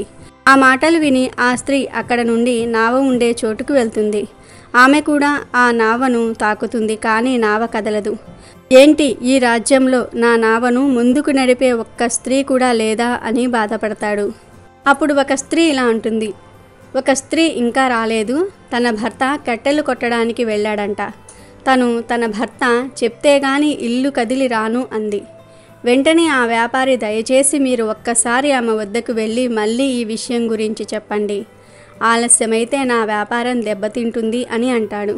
ఆ స్త్రీ రాణి చిత్రాంగిని దగ్గరకు వెళ్ళి, నావ దగ్గరకు నువ్వు ఒక్కదానివే రాలేదు, నువ్వు తాకితే గాని ఆ నావ కదిలేలా లేదు అంటుంది. ఆ మాటలు విన్న రాజు రాణిని, ఏంటి, నువ్వు తాకితే తప్ప నావ కదలదా అన్నాడు. అప్పుడు రాణి, అదేమీ నాకు తెలియదు, మీరు ఇంట్లో లేనప్పుడు ఒక స్త్రీ వచ్చి నన్ను ఆ నావ దగ్గరకు రమ్మని చెప్పింది. నేను నా భర్త ఇంటిలో లేరు, రాను అన్నాను, అంతే అంది. దానికి రాజు, ఒకవేళ నిజంగానే నువ్వు ఆ నావను తాకితే, ఆ నావ కదిలితే ఆ వ్యాపారికి మంచి జరుగుతుందేమో అంటాడు రాజు. దానికి రాణి, అదేమీ నాకు తెలియదు, నాకు అక్కడకు వెళ్ళటం ఇష్టం లేదు అంటుంది. దానికి రాజు, చూడు, నువ్వు ఒకప్పుడు రాణివి. రాణి తన రాజ్యంలో ప్రజలు కష్టంలో ఉంటే చూస్తూ ఊరుకోదు కదా, కాకపోతే ఇప్పుడు నీ స్థాయి మారింది అంతే. కానీ నువ్వు ప్రజలు కష్టంలో ఉంటే సాయం చేయాలి అని రాజు రాణికి నచ్చజెప్పి ఆ నావ వద్దకు తీసుకుని వెళ్తాడు. నావలో ఉన్న వ్యాపారి రాణి చిత్రాంగిని చూసి ఆమె అందానికి ముగ్ధుడై ఆమెను తనతో తీసుకుని వెళ్ళాలని అనుకుంటాడు. రాణి నావపై చెయ్యి వేయగానే నావ కదిలింది. అది చూసి రాజు, అక్కడ ఉన్న ప్రజలు ఆశ్చర్యపోయారు. కొంత సమయానికి ప్రజలు అక్కడి నుండి వెళ్ళిపోయారు. రాజు, రాణి, ఆ వ్యాపారి మాత్రం అక్కడ ఉన్నారు. వ్యాపారి వారికి కృతజ్ఞతలు చెప్పాడు. కానీ ఆ వ్యాపారి బుర్రలో ఒక చెడు ఆలోచన వచ్చింది. వెంటనే రాజును వెనక్కి తోసి రాణిని నావలో ఎక్కించుకొని చాలా దూరం వెళ్ళిపోయాడు. రాజు చూసేసరికి నావ చాలా దూరం వెళ్ళిపోయింది. రాజు చాలా బాధతో గట్టిగట్టిగా రాణిని పేరుతో పిలిచాడు. అక్కడ రాణి కూడా రాజును పిలుస్తూ ఉంది. కానీ ఏం లాభం లేదు. తరువాత రాణి చిత్రాంగిని ఆ వ్యాపారస్తుణ్ణి కోపగించుకొని సూర్య భగవానుణ్ణి ప్రార్థించింది. నాకు కురీపు రూపాన్ని ఇవ్వు, నేను నా శరీరాన్ని ఎవరికీ ఇవ్వను, సూర్య భగవానుడు నా శీలాన్ని కాపాడండి అని గట్టిగా సూర్య భగవానుణ్ణి ప్రార్థించింది. సూర్య భగవానుడు చిత్రాంగిని రూపాన్ని కురీపుగా మార్చేశాడు. ఆమెను చూసిన వ్యాపారి భయపడి ఆమెను తాకే సాహసం కూడా చేయలేదు. ఇక చేసేది ఏమీ లేక ఆమెను ఆ నావలోనే ఉంచాడు. తనతోనే ఆ నావలో ఆమెను తీసుకొని ఇతర దేశాలకు ప్రయాణం చేసేవాడు. ఇక రాజు విషయానికి వస్తే, భార్యను పోగొట్టుకున్న రాజు తనకు ఉన్న ఆస్తినంతా వదిలేసి ఒక ఆశ్రమానికి వెళ్ళి అక్కడ ఉన్న సాధువులకు, గోవులకు సేవ చేస్తూ ఉన్నాడు. గోవులకు ఆహారం పెడుతూ ఉన్నాడు. అయితే లక్ష్మీదేవి కృప వల్ల ఆవులు వేసే పేడ కాస్త బంగారు ముద్దలుగా వచ్చాయి. ఆ బంగారు ముద్దలతో రాజు చాలా ధనవంతుడు అయ్యాడు. ఆ బంగారం ముద్దలను బాగా పోగు చేసేవాడు. తన భార్యను తీసుకొని వెళ్ళిన వ్యాపారి ఏదో ఒక రోజు మళ్ళీ ఈ రాజ్యానికి రాకపోతాడా అని ఆశగా ఎదురు చూస్తూ ఉండేవాడు. ఒకరోజు రాజు బంగారాన్ని కరిగించి ఏదైనా తయారు చేయడానికి పక్క రాజ్యానికి తీసుకుని వెళ్దాం అనుకున్నాడు. అప్పుడు ఆ రాజుకు ఆ వ్యాపారి నావ కనిపించింది. వెంటనే అతడిని పిలుస్తాడు. రాజుకు ఆ వ్యాపారి గుర్తున్నాడు. కానీ రాజు ముసుగు వేసుకొని ఉండటం వల్ల వ్యాపారి రాజును గుర్తుపట్టలేదు. వ్యాపారి రాజు వద్దకు రాగానే రాజు ఇలా అంటాడు, అయ్యా, నన్ను ఆ ఒడ్డుకు చేర్చండి. నా వద్ద చాలా బంగారం ఉంది. నేను దీనిని కరిగించి నా భార్యకు మంచి ఆభరణం చేయిస్తా అని చెప్పి బంగారు ముద్దలు ఉన్న మూటలను చూపిస్తాడు. బంగారంపై ఆశపడిన వ్యాపారి రాజును నావలోకి ఎక్కించుకుంటాడు. రాజు రాణిని వెతికే పనిలో ఉండగా వ్యాపారి వెనక నుండి వచ్చి రాజును నీటిలోనికి తోసేస్తాడు. నీటి శబ్దం విన్న రాణి బయటకు చూసింది. రాజు నీటిలో పడిపోవటం చూసిన రాణి నావలో ఉండే గాలి తలగడను రాజుకు అందేలాగా విసిరింది. రాజు ఎలాగోలా ఒడ్డుకు చేరుకున్నాడు. అక్కడ ఉన్న కొంతమంది ప్రజలు శ్రీవత్సరాజును మీరు ఎవరు, ఎలా ఈ నీటిలో కొట్టుకుని వచ్చారు అని అడుగుతారు. అప్పుడు శ్రీవత్సరాజు నేను నాకున్న సర్వస్వాన్ని కోల్పోయాను అంటాడు. అప్పుడు ప్రజలంతా కలిసి ఆ రాజ్యపు రాజు వద్దకు శ్రీవత్సరాజును తీసుకుని వెళ్తారు. శ్రీవత్సరాజు ఆ రాజ్యపు రాజును చూసి ఇలా అంటాడు, అయ్యా, నాకు మీ రాజ్యంలో ఏదో ఒక పని ఇప్పించండి అంటాడు. ఆ మాటలు విన్న రాజు శ్రీవత్సను పూలమాలిగా నియమిస్తారు. శ్రీవత్సరాజు పూలమాలిగా ఉంటూ చుట్టూ ఉన్న పూల మొక్కలను చెట్లను అందంగా పెంచటం ప్రారంభించాడు. రాజుకు ఒక కూతురు ఉంది. ఆమె అలంకరణ కోసం తోటలో నుండి కొన్ని పూలను దండగా గుచ్చి ఆమెకు పంపేవారు. అయితే ఒకరోజు రాజు కూతురు తన చెలికత్తెలతో ఇలా అంటుంది, ఈ మధ్య నాకు వచ్చే పూలమాలలు చాలా అందంగా ఉంటున్నాయి. ఎవరు వీటిని ఇంతగా అందంగా కడుతూ ఉన్నారు అని రాణి అడుగుతుంది. ఆ మాటలు విన్న చెలికెత్తెలు, యువరాణి గారు, రాజుగారు కొత్తగా ఒక పూలమాలని ఏర్పాటు చేశారు. ఆయనే ఈ పూలమాలను తయారు చేస్తూ ఉన్నారు అంది. ఆ మాటలకు యువరాణి ఆ తోటమాలిని చూడడానికి వస్తుంది. పూల మొక్కలలో ఉన్న శ్రీవత్స అందాన్ని చూసి యువరాణి అతనిని భర్తగా పొందాలని కోరుకుంటుంది. ఈ విషయాన్ని నేరుగా తన తండ్రి గారికి చెప్తుంది. రాజు అయిన తన తండ్రి గారు శ్రీవత్సను చాలా కాలంగా చూస్తూనే ఉన్నారు. ఆయన ప్రవర్తన సామాన్య ప్రజలుగా లేదు. ఒకప్పుడు రాజుగా చేసిన వాడిగా లేదా రాజ్య సభలో ఒక వ్యక్తిగా కనిపిస్తూ ఉన్నాడు. ఏదైతే అది అయింది, నీ సంతోషమే నా సంతోషం అని యువరాణితో చెప్పి శ్రీవత్సరాజును పిలిపించాడు. యువరాణి నిన్ను పెళ్లి చేసుకోవాలని అనుకుంటుందని చెప్పాడు. దానికి శ్రీవత్సడు, నేను యువరాణిని పెళ్లి చేసుకునే స్థాయి లేనివాడిని. అయినా నాకు ముందే పెళ్ళయింది. నేను తనను కోల్పోయాను, నా ధనాన్ని కోల్పోయాను అని చెప్పాడు. కానీ తాను ప్రయాగ నగరానికి రాజు అని చెప్పలేదు. యువరాణి శ్రీవత్స కథ విని, అయినా పర్వాలేదు, నేను మిమ్మల్ని పెళ్లి చేసుకుంటాను అని చెప్పింది. శ్రీవత్స కూడా ఒప్పుకుంటారు. యువరాణి మరియు శ్రీవత్స ఒకరోజు రాజ్యభవనం పైన ఉండగా రాజుకు నావలు కనిపించాయి. ఆ నావలను ఎవరు ఎక్కడికి ఎలా పంపిస్తున్నారు అని రాజు యువరాణిని అడుగుతాడు. అప్పుడు రాణి, నావలను ఇతర ప్రాంతాలకు, దేశాలకు రవాణా కోసం పంపుతాము. అక్కడ ఒక వ్యక్తి ఉంటాడు. తానే నావలో వచ్చే ప్రతి వస్తువును చూస్తూ నావ ఎక్కడికి వెళ్ళాలో చెప్తాడు. ఆ మాటలు విని రాజు, నావకు సంబంధించిన పనిలో ఏదైనా పని నాకొకటి చూడమని మీ తండ్రి గారితో చెప్పు అంటాడు. ఆ మాటలకు రాణి నవ్వి, చూడండి, ఇదంతా మీ సొంతం. మీరు మీకు నచ్చింది చేయండి. నావలు ఉండే ప్రదేశానికి వెళ్ళి మీకు నచ్చిన పనిని చేసుకోండి. కానీ ఒక విషయం గుర్తుపెట్టుకోండి, మీరు ఇప్పుడు నా భర్త, ఈ రాజ్యానికి యువరాజు. మిమ్మల్ని ఎవరైనా ఎదిరిస్తే వారిని క్షమించకండి. అలాగే ఇతరులకు ఆదేశాలను ఇవ్వడం మర్చిపోకండి అని చెప్తుంది. ఆ మాటలు విని సరే అని చెప్తాడు శ్రీవత్సడు. మరుసటి రోజు శ్రీవత్సడు నావలుండే ప్రదేశానికి వెళ్ళాడు. తన భార్యను మరియు బంగారాన్ని దొంగిలించిన వ్యాపారి కోసం ఎదురు చూడసాగాడు. అలా కొద్ది రోజులు అయ్యాయి. ఆ వ్యాపారి నావపై రావటం చూసిన శ్రీవత్సడు అక్కడ ఉన్న పనివాళ్లను పిలిచి ఆ వ్యాపారిని తన వద్దకు తీసుకురమ్మని చెప్పారు. వెంటనే శ్రీవత్సడు ఆ వ్యాపారిని పట్టుకుని రాజు వద్దకు తీసుకుని వెళ్ళి అతనే నా భార్యను, నా బంగారాన్ని దొంగిలించాడు అని చెప్పాడు. కానీ వ్యాపారి అదంతా అబద్ధమని నమ్మబలికాడు. అప్పుడు శ్రీవత్సడు తన నావలో నా బంగారు ముద్దలు ఉన్నాయి, అవి ఒకదానికి ఒకటి చిక్కుకుని ఉంటాయి, వాటిని నేను తప్ప ఎవ్వరూ తీయలేరు. రాజు వెంటనే ఆ బంగారు మూటలను తెప్పించాడు. ముందుగా వ్యాపారికి ఇచ్చి వాటిని చిక్కు తీయమన్నాడు. ఓస్, అదెంత పని అయినా ఇవి నా బంగారు ముద్దలు, నాకు తెలియదా వీటిని ఎలా తీయాలో అని పలికాడు. వ్యాపారి ఎంత ప్రయత్నించినా వాటిని తీయలేకపోయాడు. తర్వాత రాజు శ్రీవత్సడుడికి బంగారాన్ని ఇవ్వమన్నాడు. శ్రీవత్సడు క్షణాల్లో ఆ బంగారాన్ని విడివిడిగా చేసి చూపించాడు. రాజు ఆ వ్యాపారిని జైల్లో వేయించాడు. అలాగే అతని నావలో ఇంకా ఏమేమి ఉన్నాయో చూసి వాటిని బయటకు తీసి నావను ఇతరులకు అప్పగించండి అని చెప్పాడు.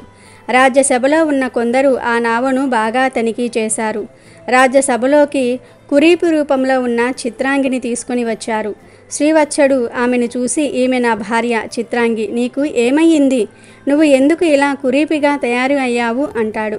దానికి రాణి చిత్రాంగి, మీరు భయపడకండి, ఆ వ్యాపారి నన్ను ఏమీ చేయలేడు. నేను సూర్యభగవానుని ప్రార్థించి నా పవిత్రతను కాపాడుకొని నాకు కురీపి రూపాన్ని ఇవ్వమని అడిగాను. నేను మళ్ళీ మామూలుగా మారిపోగలను అని చెప్పి మళ్ళీ సూర్యభగవానుని ప్రార్థించింది. రాణి చిత్రాంగి మునపటి కంటే ఇంకా అందంగా మారింది. రాజు చాలా సంతోషించాడు. యువరాణి వంక చూశాడు. నువ్వేమీ బాధపడకు, నేను ప్రయాగ నగరానికి రాజును. కొన్ని కారణాల వల్ల నేను నా రాజ్యాన్ని కోల్పోయాను. నేను నా మొదటి భార్యను ఎలా అయితే ప్రేమిస్తూ ఉన్నానో నిన్ను అలాగే ప్రేమిస్తాను అంటాడు. రాజు శ్రీవత్సలుడు మాటలు విని, నేను చాలా మంచి అల్లుడిని పొందాను, నాకు చాలా గర్వంగా ఉంది. ఇక నుండి నాకు ఒక కూతురు కాదు, 2 కూతుళ్ళు, చిత్రాంగిని కూడా నా కూతురే. నేను నీకు కొంత ధనాన్ని ఇస్తున్నాను, తిరిగి నీ రాజ్యాన్ని నువ్వు పొందుకో అంటాడు. శ్రీవత్సలుడు తన రాజ్యాన్ని సరిచేసుకొని ఒక మంచి ముహూర్తం చూసుకొని 2 రాణులతో కలిసి శ్రీవత్సలుడి రాజ్యంలో అడుగుపెట్టి సింహాసనాన్ని అధిష్టానం చేశాడు. కొన్ని రోజుల తర్వాత రాజు వద్దకు లక్ష్మీదేవి, శనిదేవుడు వచ్చి ఇలా అంటారు. మేము 2 కావాలనే నీ నీతి ధర్మాలను పరీక్షించాము. మా మధ్య ఎటువంటి వాదన జరగలేదు. శనిదేవుడు రాజుతో ఇలా అంటాడు. నేను నీకు ఒక విషయం చెప్తాను, వీటిని అందరూ గుర్తుపెట్టుకోవాలి. శనిదేవుడు అంటున్నాడు, ఏ మనిషి అయితే జీవితంలో ఎన్ని విపత్తులు వచ్చినా సత్యమార్గంలో నడుస్తారో వారు ఎప్పటికీ నాశనం అవ్వరు. అటువంటి వారికి దేవతలు కూడా సహాయం చేస్తారు. అలాగే ఏ మనిషి అయితే అబద్ధాలు ఆడుతారో, తన అవసరాల కోసం ఇతరులను వాడుకుంటారో, అలాంటి వారు ముందు సుఖాలను అనుభవించిన నా ప్రభావంతో కష్టాలను అనుభవించేలాగా చేస్తాను. రాజా, నీవు కష్టకాలంలో ఉన్నప్పుడు ఎవరి వద్ద చెయ్యి చాచలేదు. నీ కష్టంతో నీవు బ్రతికావు. అలాగే యువరాణిని పెళ్లి చేసుకునే సమయంలో కూడా నువ్వు అత్యాశ పడకుండా నీ నిజాయితీని నిరూపించుకున్నావు. రాజా, నీ నీతి, ధర్మము, సత్యం మార్గం వల్ల నేను చాలా సంతోషాన్ని పొందాను. కాబట్టి నా ఆశీర్వాదములు నీకు ఎల్లప్పుడూ ఉంటాయి. దీని కారణంగా మీ రాజ్యం మునుపటి కంటే సిరి సంపదలతో తులతూగుతూ ఉంటుంది. నేను చెప్పే 2 మాటలను గుర్తుపెట్టుకోండి. నా ఆశీర్వాదం ఎవరిపైన అయితే ఉంటుందో వారు కొన్ని క్షణాలలోనే ధనవంతులుగా మారిపోతారు. అలాగే నాకు ఎవరైతే కోపాన్ని కలిగిస్తారో వారిని నేను క్షణాలలోనే కటిక పేదవాడినిగా చేసేస్తాను. కాబట్టి మనుషులంతా గుర్తుపెట్టుకోండి, నా కృప మీపై ఉంటే సర్వ సంపదలు, సుఖాలు మీ సొంతమవుతాయి. నాకు ఆగ్రహాన్ని కలిగిస్తే మాత్రం మీరు ఎన్ని పూజలు చేసినా మిమ్మల్ని నా నుండి ఎవ్వరూ తప్పించలేరు. ఈ 2 విషయాలను గుర్తుపెట్టుకుంటే మీ జీవితంలో పేదరికం అనేది రానే రాదు. ఈ మాటలను చెప్పి లక్ష్మీదేవి మరియు శనిదేవుడు మాయమైపోయారు. కాబట్టి ఫ్రెండ్స్, మనం ఎన్ని పూజలు చేసినా, ఎన్ని వ్రతాలు చేసినా, ఎన్ని పుణ్యకార్యాలు చేసినా ధర్మాన్ని మరియు సత్యమార్గంలో నడవాలి. పాపాలు చేసేసి పుణ్యకర్మలు చేసినంత మాత్రాన పాపం యొక్క తీవ్రత తగ్గదు. ఎలాంటి పరిస్థితులు ఎదురైనా ధర్మ మార్గంలోనే నడవండి, సత్యాన్ని నమ్ముకోండి, శని భగవానుడి అనుగ్రహాన్ని పొందండి. జీవితంలో పేదరికానికి చోటు లేకుండా చూసుకోండి, ఆనందంగా జీవించండి. ఈ శని త్రయోదశి రోజు శనిదేవుడి వాహనమైన కాకి పొందిన 3 వరాలు ఏమిటో తెలిపే ఈ పవిత్ర కథను వింటే శనీశ్వరుడి యొక్క అనుగ్రహం కలుగుతుంది. ఒకసారి ఒక కాకి మనసుకు బాధ కలిగి సూర్యుడి గురించి తపస్సు చేస్తుంది. సూర్యుడు ప్రత్యక్షమై, ఏం కాకి, ఎందుకు ఈ తపస్సు, ఏం కావాలి నీకు అని అడుగుతాడు. దానికి కాకి, ఏం చెప్పమంటారు స్వామి, మా రంగు, గొంతు, శబ్దం చూసి అందరూ అసహ్యించుకుంటున్నారు. లోకంలో మలిన పదార్థాలను తిని కాలం వెల్లదీస్తూ ఉన్నాము. లోకంలో ప్రతి జంతువు, పక్షి ఎవరో ఒకరికి వాహనంగా ఉండి కీర్తి గడిస్తున్నాయి. అలా మమ్మల్ని కూడా దీవించి గుర్తింపు కలిగేలాగా దీవించండి స్వామి, అదే నా కోరిక అంటుంది కాకి. అప్పుడు సూర్యుడు ఆలోచించి, పితృదేవతలకు పెట్టే పిండము నీవు తప్ప మరే పక్షులు తినవు.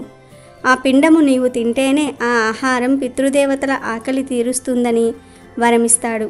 ఇంకో వరం ఏమంటే, నా కొడుకు శనీశ్వరుడు, ఆయనకు వాహనంగా ఉండడానికి ఏ జంతువులు, పక్షులు ముందుకు రావటం లేదు. నువ్వు వాహనంగా ఉండు, ఎలాంటి ఇబ్బంది లేదు అని వరమిస్తాడు. అలా నువ్వు గుర్తింపు పొందుతావు అని సూర్యుడు 2 వరాలు ఇస్తాడు కాకికి. అలా కాకి శనీశ్వరుడికి వాహనం అవుతుంది. కొంతకాలం గడిచాక కాకి శనీశ్వరుని ప్రార్థించి, స్వామి, కేవలం ఈ పిండం తిని పితృదేవతలకు ఆకలి తీర్చటం వలన సరైన గౌరవ మర్యాదలు అందటం లేదు. ఇది ఒక్కటే సరిపోవటం లేదు. నా కీర్తి ప్రతిష్టలు ఇంకా పెరిగేలాగా వరం ఇవ్వండి స్వామి అని అడుగుతుంది కాకి. అప్పుడు శనీశ్వరుడు ఆలోచించి, నీవు తీసుకునే ఆహారం దేవతలకు ఆహారం అవుతుంది అని వరమిస్తాడు. అప్పట్నుంచి కాకికి ఆహారం పెడితే అది దేవతలకు వెళ్తుంది అనే నమ్మకం ఏర్పడింది. అందుకే దేవాలయాలలో పెట్టిన నైవేద్యం కొంచెం కాకికి ఆహారంగా పెడుతూ ఉంటారు. ఇలా కాకులకు సూర్యుడు 2 వరాలు, శనిదేవుడు 1 వరం ఇచ్చారు. అలాగే ఈ శని త్రయోదశి రోజు శనిదేవుణ్ణే కాల్చేసిన పిప్పలాదుడి కథను వింటే జన్మజన్మల పాపాలు పోతాయి, అదృష్టం మిమ్మల్ని వరిస్తుంది. శనిదేవుణ్ణే శాసించిన పిప్పలాదుడి కథ ఇది. పూర్వం వజ్రాయుధం సృష్టించిన తర్వాత దదీచి మహర్షి మృతదేహాన్ని శ్మశాన వాటికలో దహనం చేస్తున్నప్పుడు ఆయన భార్య తన భర్త యొక్క వియోగాన్ని తట్టుకోలేక సమీపంలో ఉన్న ఒక పెద్ద రావి చెట్టు రంధ్రంలో తన 3 సంవత్సరాల బాలుణ్ణి ఉంచి ఆమె స్వయంగా చితిలో కూర్చుంటుంది. ఈ విధంగా మహర్షి దదీచి మరియు ఆయన భార్య ఒకే చితిపై దహించుకుపోయారు. కానీ రావి చెట్టు యొక్క రంధ్రంలో ఉంచిన పిల్లవాడు ఆకలి మరియు దాహంతో ఏడుపు ప్రారంభించాడు. ఏమీ కనిపించకపోవటం, ఎవ్వరూ లేకపోవటంతో ఆ బాలుడు రావి చెట్టు రంధ్రంలో పడిన రావి చెట్టు పండ్లు తిని పెరిగాడు. తర్వాత ఆ రావి ఆకులు మరియు పండ్లు తినటం ద్వారా ఆ పిల్లవాడు పెరిగి పెద్దవాడయ్యాడు. ఒకరోజు దేవర్షి నారదుడు అటుగా వెళ్ళాడు. అలా వెళ్తూ నారదుడు రావి చెట్టు యొక్క కాండం భాగంలో ఉన్న ఆ పిల్లవాడిని చూసి, బాబు, నీ పేరు ఏమిటి, నువ్వు ఎవరు, నీ తల్లిదండ్రులు ఎవరు అని వివరాలు అడిగాడు. దానికి ఆ అబ్బాయి, అదే నాకు కూడా తెలుసుకోవాలని ఉంది అని సమాధానం ఇచ్చాడు. అప్పుడు నారదుడు, నీ తండ్రి ఎవరు అని మళ్ళీ అడిగాడు. దానికి ఆ అబ్బాయి, అదే నేను తెలుసుకోవాలనుకుంటున్నాను, నేను ఎప్పటినుండో ఈ రావి చెట్టు దగ్గరే ఉంటున్నాను అని సమాధానం చెప్పాడు. అప్పుడు నారదుడు, ఈ పిల్లవాడు ఎవడో అనాథలాగా ఉన్నాడే, వీడి అమ్మా నాన్నలు ఎవరై ఉంటారు అని ఆలోచించి తన దివ్య దృష్టితో గతాన్నంతా చూసి ఆశ్చర్యపోయాడు. అప్పుడు నారదుడు ఆ బాబుతో, హే అబ్బాయి, నీవు గొప్ప దాత మహర్షి దదీచి కొడుకువి. నీ తండ్రి అస్థికతో దేవతలు ఒక పిడుగులాంటి ఆయుధాన్ని సృష్టించి రాక్షసులను జయించారు. మీ తండ్రి దదీచి 31 ఏళ్లకే చనిపోయారు అని నారదుడు చెప్పాడు. దానికి ఆ అబ్బాయి, మా నాన్న అకాల కారణానికి కారణం ఏమిటి అని అడిగాడు. అప్పుడు నారదుడు, మీ తండ్రికి శనిదేవుని మహదశ ఉంది, అందుకే అలా జరిగింది అని చెప్పాడు. అప్పుడు ఆ పిల్లవాడు, నాకు వచ్చిన దురదృష్టానికి కారణం ఏమిటి అని అడగగా నారదుడు శనిదేవుని మహదశ ఉండటమే అని సమాధానం ఇచ్చాడు. ఈ విషయాలు చెప్పి దేవర్షి నారదుడు పిప్పల వృక్షం ఆకులు మరియు పండ్లు తిని జీవించిన ఆ బాబుకు పిప్పలాదుడు అని పేరు పెట్టాడు. అంతేకాదు అతనికి దీక్షను ఇచ్చి వెళ్ళిపోయాడు. నారదుని నిష్క్రమణ తరువాత పిల్లవాడు అయిన పిప్పలాదుడు నారదుడు చెప్పినట్లుగానే కఠోర తపస్సు చేసి గొప్ప శక్తులను సంపాదించి బ్రహ్మను ప్రసన్నం చేసుకున్నాడు. బ్రహ్మదేవుడు బాల పిప్పలాదను వరం అడగమని కోరుకున్నప్పుడు పిప్పలాదుడు తన కళ్ళతో ఏదైనా వస్తువును చూస్తే అది కాలిపోవాలి అని వరాన్ని అడిగాడు. బ్రహ్మ తదాస్తు అన్నాడు. ఇక అలా అన్నిటినీ కాల్చివేయటం ప్రారంభించాడు పిప్పలాదుడు. అలాగే తన కష్టాలకు కారణం శని గనుక శనిని కూడా మండించాడు. శనిదేవుని శరీరం మండటం ప్రారంభమయ్యింది. శనిదేవుడు ఆ మంటలను తట్టుకోలేకపోయాడు. విశ్వంలో కలకలం రేగింది. సూర్యుని కుమారుడైన శనిని రక్షించటంలో దేవతలందరూ కూడా విఫలమయ్యారు. సూర్యుడు కూడా తన కళ్ళ ముందు కాలిపోతున్న కొడుకును చూసి బ్రహ్మదేవుణ్ణి రక్షించమని వేడుకున్నాడు. చివరికి బ్రహ్మదేవుడు పిప్పలాదుడి ముందు ప్రత్యక్షమై శనిదేవుణ్ణి విడిచిపెట్టమని అడుగుతాడు. కానీ పిప్పలాదుడు దానికి అంగీకరించలేదు. అప్పుడు బ్రహ్మదేవుడు 1 కాదు 2 వరాలు నీకు ఇస్తాను, దయచేసి శనిని వదిలివెయ్యి అని అన్నాడు. అప్పుడు పిప్పలాదుడు శాంతించి సంతోషంగా బ్రహ్మను 2 వరాలు అడిగాడు. అవేమిటంటే, పుట్టినప్పటి నుండి 5 సంవత్సరాల వరకు ఏ పిల్లల జాతకంలో శని స్థానం ఉండకూడదు. తద్వారా మరెవ్వరూ నాలాగా అనాథ కాకూడదు. 2వ కోరిక ఏమిటి అంటే, అనాథ అయిన నాకు రావి చెట్టు ఆశ్రయం ఇచ్చింది. కావున సూర్యోదయానికి ముందు రావి చెట్టుకు నీరు సమర్పించే వ్యక్తికి శని మహాదశ బాధ ఉండకూడదు అని 2 వరాలు కోరుతాడు.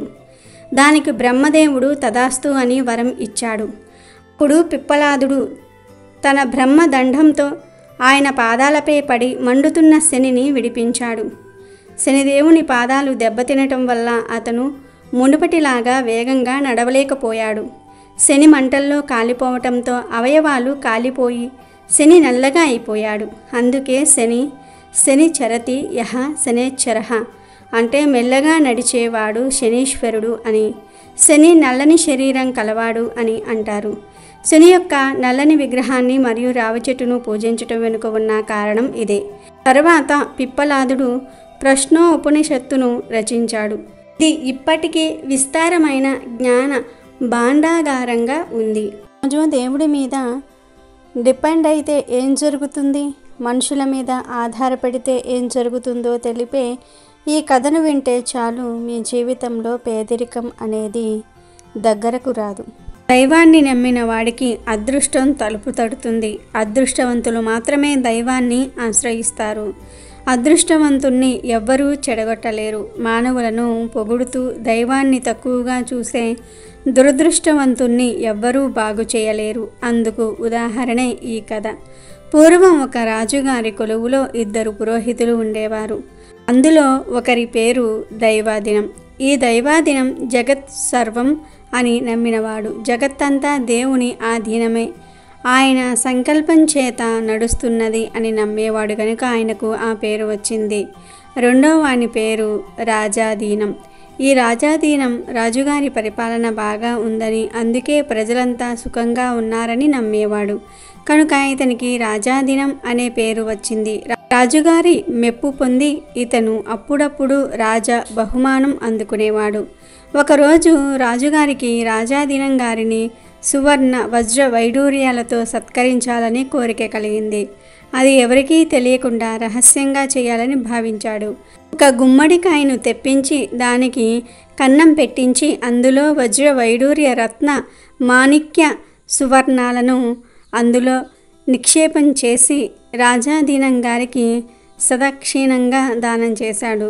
ఆయన దాన్ని ఇంటికి తీసుకుపోతూ దీన్ని అమ్మేసి డబ్బులు తీసుకుంటే మంచిది అని ఆలోచించాడు.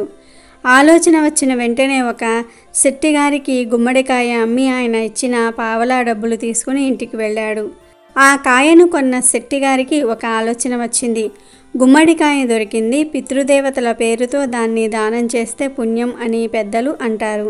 ఎవరైనా భగవద్భక్తి పారాయణులైన వారికి దానం చేస్తాను అనుకున్నాడు శెట్టి.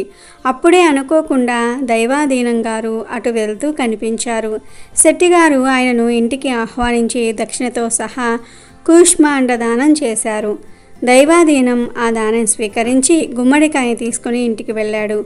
దైవాధీనం గారి భార్య భర్త తెచ్చిన గుమ్మడికాయను భర్త చేత పగలగొట్టించింది. ఎందుకంటే ఆడవాళ్ళు గుమ్మడికాయ పగలగొట్టరాదని ఆచారం కదా, అందుచేత భర్త చేత గుమ్మడికాయను పగలగొట్టించింది. అలా పగలగొట్టగానే దైవాధీనం దంపతులకు అందులో వజ్ర వైడూర్య మరకత మాణిక్య సువర్ణాలు కనిపించాయి. ఇదంతా దైవలీలగా ఆయన భావించి పరమేశ్వరునికి కృతజ్ఞత తెలిపాడు.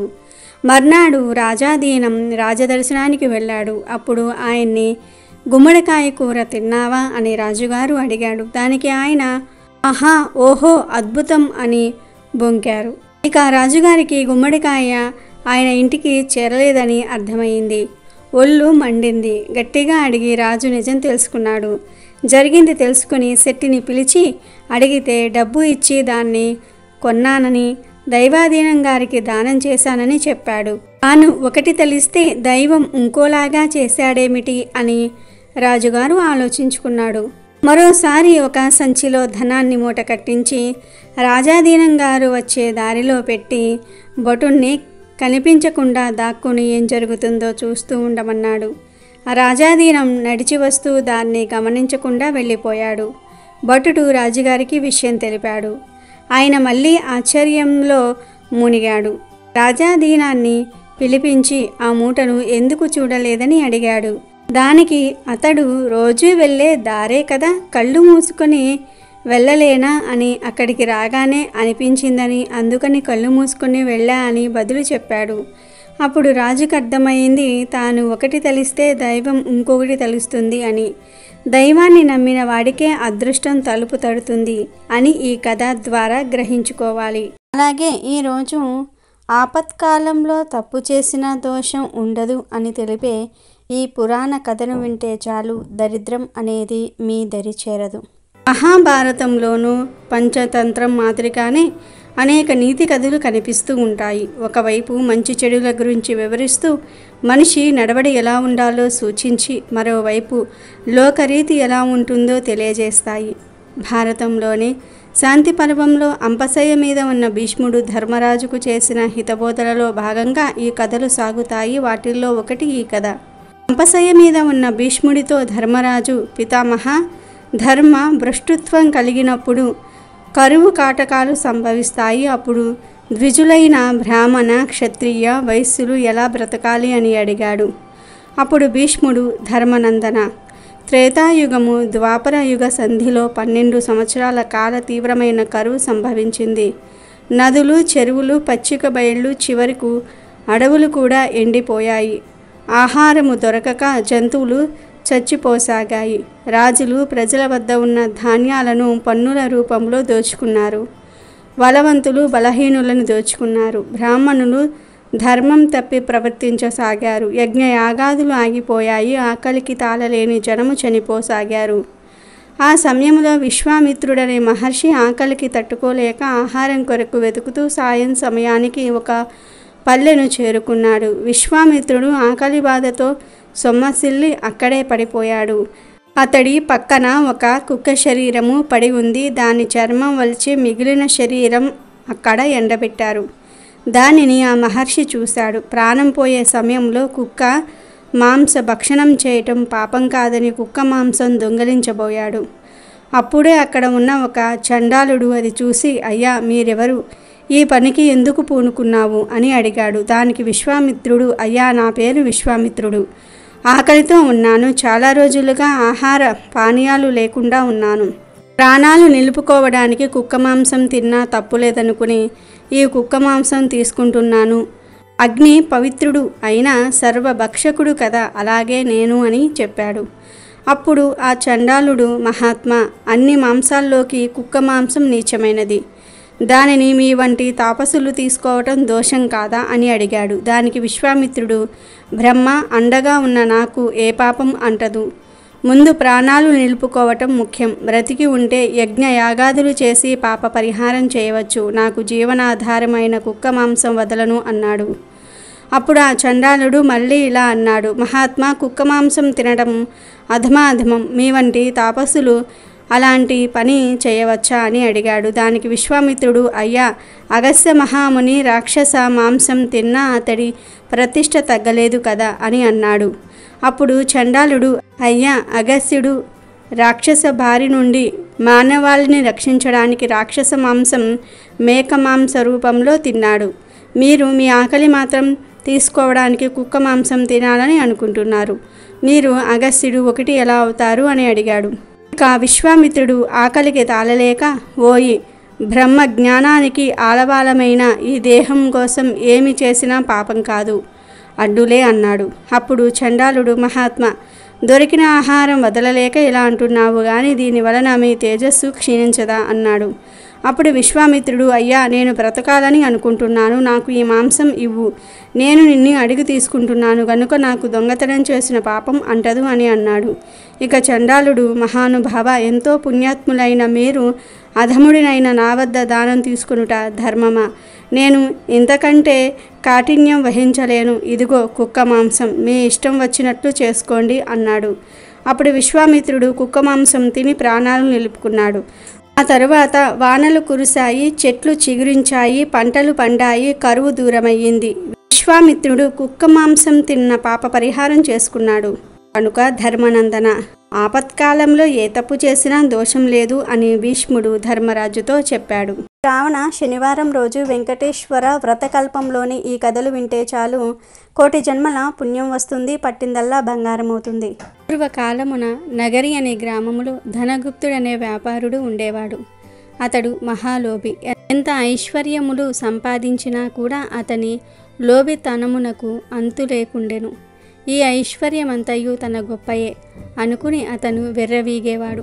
అంతటి వారినైనా ఈ అహంకారమే కదా అదో పాతాళమునకు త్రోసివేయునది. ధనగుప్తుని భార్య కాంతిమతి మాత్రము ఎంతో భక్తి శ్రద్ధలు కలిగి ఉండేది. వారికి 3 పుత్రికలు. చివరి పుత్రికైన కుమారికి దైవభక్తి ఎక్కువగా ఉండేది. ఎల్లప్పుడూ ఆ శ్రీనివాసున్నే తలుస్తూ ఉండేది. కుమారి తండ్రికి తెలియకుండా వీలున్నప్పుడల్లా కూడా శ్రీ వెంకటేశ్వర స్వామి వారి ఆలయానికి వెళ్ళి స్వామివారిని దర్శించుకుని వస్తూ ఉండేది. ఇంటికి తీసుకువచ్చిన ప్రసాదాన్ని అందరూ స్వీకరించినా తండ్రి మాత్రం ఎప్పుడూ తీసుకునేవాడు కాదు. భర్త యొక్క ఈ ప్రవర్తనకు కాంతిమతి మిక్కిలి చింతించేది. ఒకరోజు కుమారి తన స్నేహితుల ఇంట శ్రీ వెంకటేశ్వర వ్రతం జరుగుతుందని తెలుసుకుని తాను కూడా వ్రత కథలను విందామని వెళ్ళింది. వ్రతము పూర్తి చేసేసరికి మిట్ట మధ్యాహ్నం అయ్యింది. ప్రసాదము తాను స్వీకరించి కొంచెము ప్రసాదాన్ని పొట్లముగా కట్టించుకుని ఇంటికి బయలుదేరినది కుమారి. మార్గ మధ్యమునకు వచ్చేసరికి ఎండ తీవ్రత ఎక్కువైనది. ఎక్కడైనా కొంచెం దాహం తీర్చుకుందామని తలచగానే ఆ పక్క వీధిలోనే తన తండ్రి అంగడి ఉందని గుర్తొచ్చింది. దాంతో కుమారి దగ్గరలో ఉన్న ఆ అంగడికి వెళ్ళి ఈ వ్రతం గురించి తండ్రికి చెప్పకుండా నీళ్లు అడిగి తాగింది. తండ్రి కోపగించుకుంటాడనే భయంతో కంగారుగా దాహం తీర్చుకుని వడివడిగా ఇంటిదారి పట్టింది. ఈ హడావిడిలో కుమారి ప్రసాదం పొట్లం దుకాణంలోనే మర్చిపోయి వదిలివేసింది. ఇంతలో ఆ బజారులో ఒక్కసారిగా అలజడి మొదలయ్యింది. ప్రజలందరూ ఆహాకారాలు పెడుతూ పరిగెత్తుతూ ఉన్నారు. పెద్ద అగ్ని ప్రమాదం సంభవించి ఆ వీధిలోని అంగళ్ళు అగ్నిదేవుని ప్రతాపానికి ఆహుతి కాసాగాయి. అసలే మిట్ట మధ్యాహ్నం, దానికి తోడు తీవ్రమైన వడగాలి. ఆ మంటలు చూసిన ధనగుప్తుడి శరీరం భయంతో కంపించింది. ఇంకొద్ది క్షణాలలో తన కళ్ళ ముందే తన అంగడి కూడా బూడిద కావాల్సిందే. ఈ ఆలోచనతో చేతులు వణికిపోతూ ఉన్నాయి. అంగడి నుంచి అందరూ బయటకు పరుగులు తీశారు. కానీ తాను ఉండిపోయాడు. అంగడిని విడిచి పోబుద్ధి కావటం లేదు. అంటే తాను కూడా మసైపోతాడు. ఇలా ధనగుప్తుడు ఆలోచిస్తూ అంగడిలోనే ఉన్నాడు. ఈ కంగారులో చేతికి ఏదో పొట్లం తగిలింది. ఏ ఆలోచన లేకుండా తీసి నోట్లో వేసుకున్నాడు. తీయగా అనిపించింది. అంతేకాదు మనసు కొంచెం స్థిమిత పడ్డట్టు కూడా తోచింది. అప్పుడే ఒక అద్భుత సంఘటన జరిగింది. మంటలన్నీ ధనగుప్తుడి ముందు దుకాణం వద్దే ఆగిపోయాయి. ఒక్క నిప్పురవ్వ కూడా తన దుకాణంపై పడలేదు. ఈ చిత్రం చూసిన ధనగుప్తుడి నోటి మాట రాలేదు. ఇంతలో ఈ వీధిలో అగ్ని ప్రమాదం జరిగిందని ఇంటిలో తెలిసి భార్య కాంతిమతి కుమార్తెలతో సహా భయాందోళనలతో ఆ శ్రీనివాసుడినే ప్రార్థిస్తూ అక్కడికి వచ్చారు. అంగడి వరకు వచ్చిన మంటలు పక్కనే ఉన్న అంగడి వద్దే ఆగిపోవటం చూసి ఆశ్చర్యచకితులయ్యారు. అప్పుడు కుమార్తెకు తాను అంగడిలో మరిచిన పొట్లం గుర్తుకు వచ్చింది.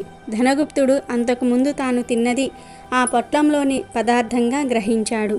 కుమారి ఆ పొట్లం శ్రీ వెంకటేశ్వర స్వామి వారి ప్రసాదం అని, తాను వ్రతంలో పాల్గొనడం అంతా వివరించింది. తాను స్వీకరించిన ఆ ప్రసాద మహత్యం వలనే తాను ఆ ప్రమాదం నుంచి బయటపడినట్లుగా ధనగుప్తుడు గ్రహించాడు. శ్రీహరిని క్షమించమని చెంపలు వేసుకున్నాడు. సాయంకాలమే ఊరి వారందరినీ పిలిచి శ్రీ వెంకటేశ్వర వ్రతకల్పము భక్తి శ్రద్ధలతో ఆచరించాడు. అప్పటినుంచి ఆ వర్తకుడు పూర్తిగా స్వామివారి సేవలకే శేష జీవితాన్నంతా కూడా గడిపి చివరికి ముక్తిని పొందాడు. కేవలం ప్రసాదాన్ని స్వీకరించినంతనే ఎంత ఆపద నుంచి బయటపడ్డాడో చూశారు కదా. శ్రీ వెంకటేశ్వర వ్రత మహత్యము అంతటి అద్భుతమైనది. మీరందరూ వీలున్నప్పుడల్లా ఈ వ్రతం ఆచరించి శ్రీనివాసుని కృపకు పాత్రులవ్వండి. పూర్వకాలమున మగధ సామ్రాజ్యంలో విష్ణుజిత్తుడనే శ్రీవారి ప్రియభక్తుడు ఉండేవాడు. అతనికి 9 మంది కూతుర్లు ఉన్నారు. విష్ణుజిత్తుడు ఎంతో పాండిత్యము కలిగినను మిక్కిలి పేదరికంతో బాధపడుతూ ఉండేవాడు. విష్ణుజిత్తుని భార్య తారామతి ఎల్లప్పుడూ ఆ శ్రీనివాసుడి పాద పద్మముల యందే మనసు లగ్నం చేసి ప్రార్థిస్తూ ఉండేది. అప్పుడప్పుడు వివాహాది శుభకార్యాల పౌరోహిత్య కార్యక్రమాలలో దక్షిణగా వచ్చే కొద్దిపాటు సొమ్ముతో అష్టకష్టాలు పడుతూ సంసారం సాగిస్తూ ఉన్నారు ఆ దంపతులు. కుమార్తెలకు యుక్త వయసు సమీపించినది. తారామతి ఎప్పుడూ కూతుర్ల వివాహం ఎలా చేయాలి అని చింతిస్తూ ఆ శ్రీనివాసున్నే ప్రార్థిస్తూ కాలం వెళ్ళబుచ్చేది. ఆశ్రిత జన రక్షకుడైన శ్రీ వెంకటేశ్వర స్వామి వారికి తన భక్తులంటే అపార ప్రేమ. ఇది మన అందరికీ తెలిసినదే కదా. అందుకే ఒకనాడు ఆ శ్రీనివాసుడు ఈ దంపతుల కష్టాలను తీర్చడానికి ఒక వృద్ధ బ్రాహ్మణుడి రూపంలో వచ్చాడు. ఒక శనివారం రోజు ఉదయాన్నే ఈ వృద్ధ బ్రాహ్మణుడు విష్ణుజిత్తుని ఇంటి తలుపు తట్టాడు. విష్ణుజిత్తుడు వచ్చి తలుపు తీశాడు. అప్పుడు ఆ బ్రాహ్మణుడు, అయ్యా, నేను వంగదేశపు వాసిని. ఒక యజ్ఞం నిమిత్తం వెళ్తూ దారి మధ్యలో ఈ దేశం వచ్చాను. దయచేసి ఈ ఒక్కరోజు మీ ఇంట్లో ఉండనిచ్చినచో తిరిగి రేపు ఉదయాన్నే వెళ్ళిపోగలను అని విష్ణుజిత్తుని ప్రార్థించాడు. అందుకు విష్ణుజిత్తులు, స్వామి, అంతకు మించిన అదృష్టం మాకేమున్నది. అతిథి సాక్షాత్తు వెంకటేశ్వర స్వామితో సమానమని మన పురాణాలు ఘోషిస్తూ ఉన్నాయి కదా. తమరు ఎటువంటి సంకోచము లేకుండా మా ఇంటిలో ఉండండి అని ఆ వృద్ధ బ్రాహ్మణుణ్ణి లోనికి తీసుకుని వచ్చి సపర్యలు గావించాడు. ఆ రోజు మధ్యాహ్నం భోజనం తర్వాత అందరూ కూర్చున్నారు. అప్పుడు ఆ వృద్ధ బ్రాహ్మణుడు తారామతితో ఇలా అన్నాడు, ఏమమ్మా దిగులుగా ఉన్నావు? ఏమిటి నీ బాధ? ఏమీ సంకోచించకుండా నాకు చెప్పు అన్నాడు. దానికి తారామతి, స్వామి, తమరు మహా తపస్సంపన్నులు, తేజస్సులో సాక్షాత్తు ఆ వైకుంఠవాసుని మాదిరిగా ఉన్నారు. మీ వద్ద దాచడానికి ఏమున్నది? నా మనోవ్యధంతా నా బిడ్డల వివాహం గురించి మాత్రమే. వారికి ఎలా పెళ్లి చెయ్యాలో అర్థం కావటం లేదు అని తన బాధంతా కూడా చెప్పుకుంది. తారామతి మాటలు విన్న ఆ విప్రోత్తముడు చిరునవ్వు నవ్వి, తల్లి, నీ బాధ నేను గ్రహించితిని. నీ కష్టములన్నీ తొలగిపోయి నీ కుమార్తెలకు శుభప్రదంగా వివాహాలు జరిగేలాగా ఒక అద్భుత వ్రతం నీకు చెప్తాను. ఈ వ్రతము ఆచరిస్తే మీ కష్టములన్నీ కూడా పోయి భోగభాగ్యములతో తులతూగుతారు. శ్రీ వెంకటేశ్వర వ్రతం అను ఈ వ్రతం మిక్కిలి శుభతరము అని చెప్పి ఆ వ్రత విధానమంతయు ఆ దంపతులకు వివరించాడు. అంతటా విష్ణుజిత్తుడు, స్వామి, మహా సంతోషం. ఇంతకు మించి మహాభాగ్యం ఏముంటుంది? ఎన్నో రోజులు ఎందుకు? శుభస్య శీఘ్రం అన్నారు గదా మన పెద్దలు. ఈరోజు శనివారం, ఎంతో శుభదినం. ఈరోజే తమరు సెలవిచ్చిన శ్రీ వెంకటేశ్వర వ్రతమును ఆచరించెదము అని విష్ణుజిత్తులు, తారామతి దంపతులు తమ కుమార్తెలందరితో కలిసి ఆ రోజు సాయంకాలమే బంధుమిత్రులను ఆహ్వానించి శ్రీ వెంకటేశ్వర వ్రతమును అత్యంత భక్తి శ్రద్ధలతో యథాశక్తి ఆచరించారు. వచ్చిన భక్తులందరూ కూడా వ్రతం పూర్తయిపోయిన పిమ్మట తీర్థ ప్రసాదములు స్వీకరించి తమ తమ గృహములకు వెళ్ళిపోయారు. అప్పుడు విష్ణుజిత్తుల వారు భార్యా సమేతముగా ఆ బ్రాహ్మణోత్తమునికి పాద నమస్కారము గావించి తమ దంపతులను ఆశీర్వదించవలసిందిగా వేడుకున్నారు. అప్పుడు ఆ బ్రాహ్మణోత్తముడు వ్రత తీర్థ ప్రసాదములు తాను కూడా స్వీకరించి మనో అభిష్ట ఫలసిద్ధిరస్తు, శ్రీ లక్ష్మీ శ్రీనివాస కటాక్ష సిద్ధిరస్తు అని ఆశీర్వదించాడు. ఇంతలో చీకటి పడి నిద్రా సమయమైనది. అంతలో విష్ణుజిత్తుడు ఆ బ్రాహ్మణుడికి ఒక చిరిగిన దుప్పటిని ఇచ్చి కన్నీళ్లు పర్యాంతముగా, స్వామి, కడు పేదనైన నా వద్ద ఇంతకు మించి మంచి దుప్పటి లేదు. ఈ రాత్రికి నన్ను క్షమించి దీని ఎందే విశ్రమించండి అని వేడుకున్నాడు. అందుకు ఆ బ్రాహ్మణుడు చిరునవ్వు నవ్వి విష్ణుజిత్తునితో నీవు ఏమీ చింతించవలదు అని చెప్పి తను బయట వసారాలో పడుకుంటానని చెప్పాడు. కొద్దిసేపటికే అందరూ నిద్రకు ఉపక్రమించారు. రాత్రి 4వ జామున ఉరుములు మెరుపులతో పెద్ద వర్షం మొదలయ్యింది. ఎటు చూసినా కటిక చీకటి. గాఢాంధకారంలో కంటికి ఏమీ కానరావటం లేదు. విష్ణుజిత్తుడికి బయట పడుకున్న ఆ ముసలి బ్రాహ్మణుడు ఎలా ఉన్నాడో అని బెంగగా ఉంది. కానీ ఈ గాఢాంధకారంలో ఏమీ కనిపించక ఎప్పుడెప్పుడు తెల్లవారుతుందా అని ఆ రాత్రి ఎలాగో గడిపారు ఆ కుటుంబమంతా. ఇంతలో తెల్లవారింది.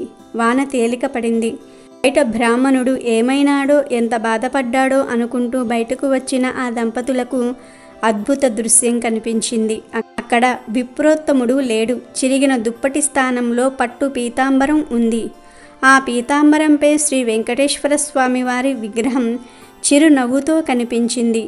జరిగిందంతా ఆ దంపతులకు అర్థమయ్యింది. వారి ఆనందానికి అవధులు లేవు. వచ్చింది సాక్షాత్తు శ్రీమన్నారాయణుడే. ఆహా, ఏవి మన భాగ్యము, ఎన్నో జన్మల పుణ్యఫలము. కానీ ఆ స్వామివారు మన దగ్గరకు వచ్చారని కనిపెట్టలేకపోయామే. చివరికి చిరిగిన దుప్పటి ఇచ్చామే అని తలుస్తూ శ్రీ స్వామివారి విగ్రహాన్ని కళ్ళకద్దుకుని ఇంట్లోకి వచ్చారు. ఇల్లంతా స్వర్ణమయంగా కనిపించింది. అంతటా ధనరాశులే.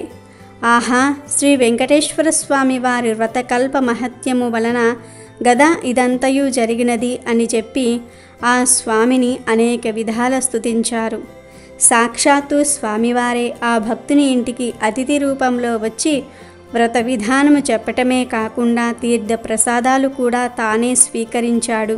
శ్రీ స్వామివారు అంతటి కరుణామయుడు. ఎవరైతే భక్తి శ్రద్ధలతో ఈ వ్రతం ఆచరిస్తారో వారింటికి తానే స్వయంగా ఏదో ఒక రూపంలో తప్పక వస్తాడు. గోవిందా గోవిందా గోవిందా. పూర్వకాలంలో కౌమార దేశంలో మిత్రుడు అనే ఒక చాకలివాడు ఉండేవాడు. అతడు తన కుల వృత్తిని నిర్వర్తిస్తూ వీలున్నంతలో దానధర్మాలు గావిస్తూ ధర్మపరంగా జీవిస్తూ ఉండేవాడు. కానీ అతడి దిగులంతా కూడా అతనికి ఉన్న అవిటితనమే. కాలు అవిటిది కావటం చేత ఉతికిన బట్టలను మూటలు కట్టి ఇంటింటికి తిరిగి ఇవ్వటం చాలా కష్టంగా ఉండేది. దానికి తోడు గంపెడు సంసారం. కష్టపడకపోతే పూట గడవదు. ఎల్లప్పుడూ ఆ శ్రీనివాసుణ్ణే ప్రార్థిస్తూ ఉండేవాడు. ఏదో ఒక రోజున ఆ స్వామి తనను కరుణిస్తాడన్న నమ్మకంతో జీవనం సాగిస్తూ ఉన్నాడు. భక్తజన సులభుడైన శ్రీ వెంకటేశ్వర స్వామి ఇదంతా గమనిస్తూనే ఉన్నారు. ఎవరికైనా వారి పూర్వజన్మ కర్మ నివృత్తి అయ్యే సమయానికి శ్రీనివాసుడు ఏదో ఒక రూపంలో వచ్చి తన భక్తులను తప్పక ఆదుకుంటాడు. ఒకరోజు సాయంకాలం నాడు రోజులాగే మిత్రుడు చాకిరేవు నుండి బట్టల మూటతో పట్టణానికి రొప్పుతూ రక్కుతూ తిరిగి వస్తూ ఉన్నాడు. ఇంతలో మార్గమధ్యలో వాడికి ఒక ముసలి బ్రాహ్మణుడు తారసపడ్డాడు. సహజంగా భక్తి శ్రద్ధలు కలవాడు అవ్వటం చేత మిత్రుడు భుజం మీద మూటలు కింద పెట్టి ఆ బ్రాహ్మణునికి నమస్కరించాడు. అంతటా ఆ విప్రోత్తముడు, నాయన, ఈ అవిటి కాలితో ఎంతో బాధపడుతూ ఉన్నావు. నీ బాధ చూడడానికి నాకే కష్టంగా ఉంది. నువ్వెంత కష్టపడుతున్నావో కదా అని అన్నాడు. అప్పుడు మిత్రుడు, స్వామి, మీరెవరో మహానుభావుల్లాగా ఉన్నారు. గంపెడు సంసార భారం చేత నాకు ఈ పని తప్పటం లేదు. ఈ అవిటి తనం పోయే మార్గం ఏదైనా ఉంటే సెలవియండి స్వామి అని అడిగాడు. అప్పుడు ఆ ముసలి బ్రాహ్మణుడు, నాయన, తప్పక చెప్తాను, సావధానంగా విను. నీ అవిటితనం పోవటమే కాకుండా నీకు అష్టైశ్వర్యాలు కలిగే వ్రతం ఒకటి చెప్తాను. వ్రతం ఆచరించిన మరుక్షణమే నీకు 1000 వరహాలు లభిస్తాయి. అయితే ఒక షరతు, అందులో సగం నాకు సమర్పించాలి. రేపు మళ్ళీ ఇదే సమయానికి ఇక్కడికి వస్తాను అని చెప్పాడు. అప్పుడు మిత్రుడు, స్వామి, ఇంతకు మించిన మహాభాగ్యం ఏముంటుంది? ఆ వ్రతమేమిటో ఈరోజే ఆచరిస్తాను, సెలవయ్యండి అని ప్రార్థించగా ఆ బ్రాహ్మణుడు శ్రీ వెంకటేశ్వర వ్రత కల్పాన్ని వివరంగా చెప్పాడు. అప్పుడు మిత్రుడు రెట్టింపు ఉత్సాహంతో ఇంటికి వచ్చి ఈ విషయమంతా భార్యకు చెప్పి ఇరుగు పొరుగు వారిని ఆహ్వానించి శ్రీ వెంకటేశ్వర వ్రతాన్ని ఆచరించి తీర్థ ప్రసాదాలు తాను స్వీకరించి వచ్చిన వారందరికీ కూడా పంచాడు.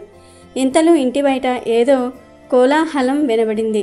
మిత్రుడి కుమారుడు బయట నుంచి ఇంట్లోకి పరుగు పరుగున వచ్చి, అయ్యా, రాజభటులు నీకోసం వచ్చారు, రాజుగారు నీకు కట్న కానుకలు పంపించారట అన్నాడు. ఇంతలో రాజభటులు వచ్చి మిత్రుణ్ణి రాజుగారి ఆస్థానంలో చాకలిగా నియమించారని 1000 వరహాలు బహుమానంగా పంపారని చెప్పి మిత్రుడి చేతిలో 1000 వరహాలు మూట పెట్టారు. 1 వారం లోపల వచ్చి రాజుగారి కొలువులో చేరవలసినదని చెప్పారు. మిత్రుడి ఆనందానికి అవధుల్లేవు. వారం దాకా ఎందుకు, రేపే వెళ్ళాలి అని మూటా ముల్లే సర్దుకుని మరుసటి రోజు తెల్లవారుజామునే ప్రయాణమయ్యాడు. ఈ ఆనందంలో ఆ ముసలి బ్రాహ్మణుడి సంగతే మర్చిపోయాడు. దారి మధ్యలో గుర్తుకు రాగా 1 నెల తర్వాత కలవచ్చులే అనుకున్నాడు. వెళ్ళి రాజు ఆస్థానంలో చేరాడు. రోజులు నెలలు గడుస్తూ ఉన్నాయి. మిత్రుడు ఆ బ్రాహ్మణుడికి ఇచ్చిన మాట పూర్తిగా మర్చిపోయాడు. అయితే బ్రాహ్మణ రూపంలో వచ్చిన ఆ వెంకటేశ్వర స్వామి వారికి కోపం వచ్చింది. అనవనైజం అంతేనని అనుకున్నారు స్వామివారు. తన మహత్యం తెలియచెప్పాలని నిర్ణయించుకున్నాడు. అయితే ఆ మర్నాడే రాజస్థానంలోని రాణిగారి నగలు మాయమయ్యాయి. ఆ అభాండం మిత్రుడి మీద పడింది. మిత్రుడికి కఠిన కారాగార శిక్ష పడింది. రాజభటులు మిత్రుణ్ణి పలు విధాల శిక్షించారు.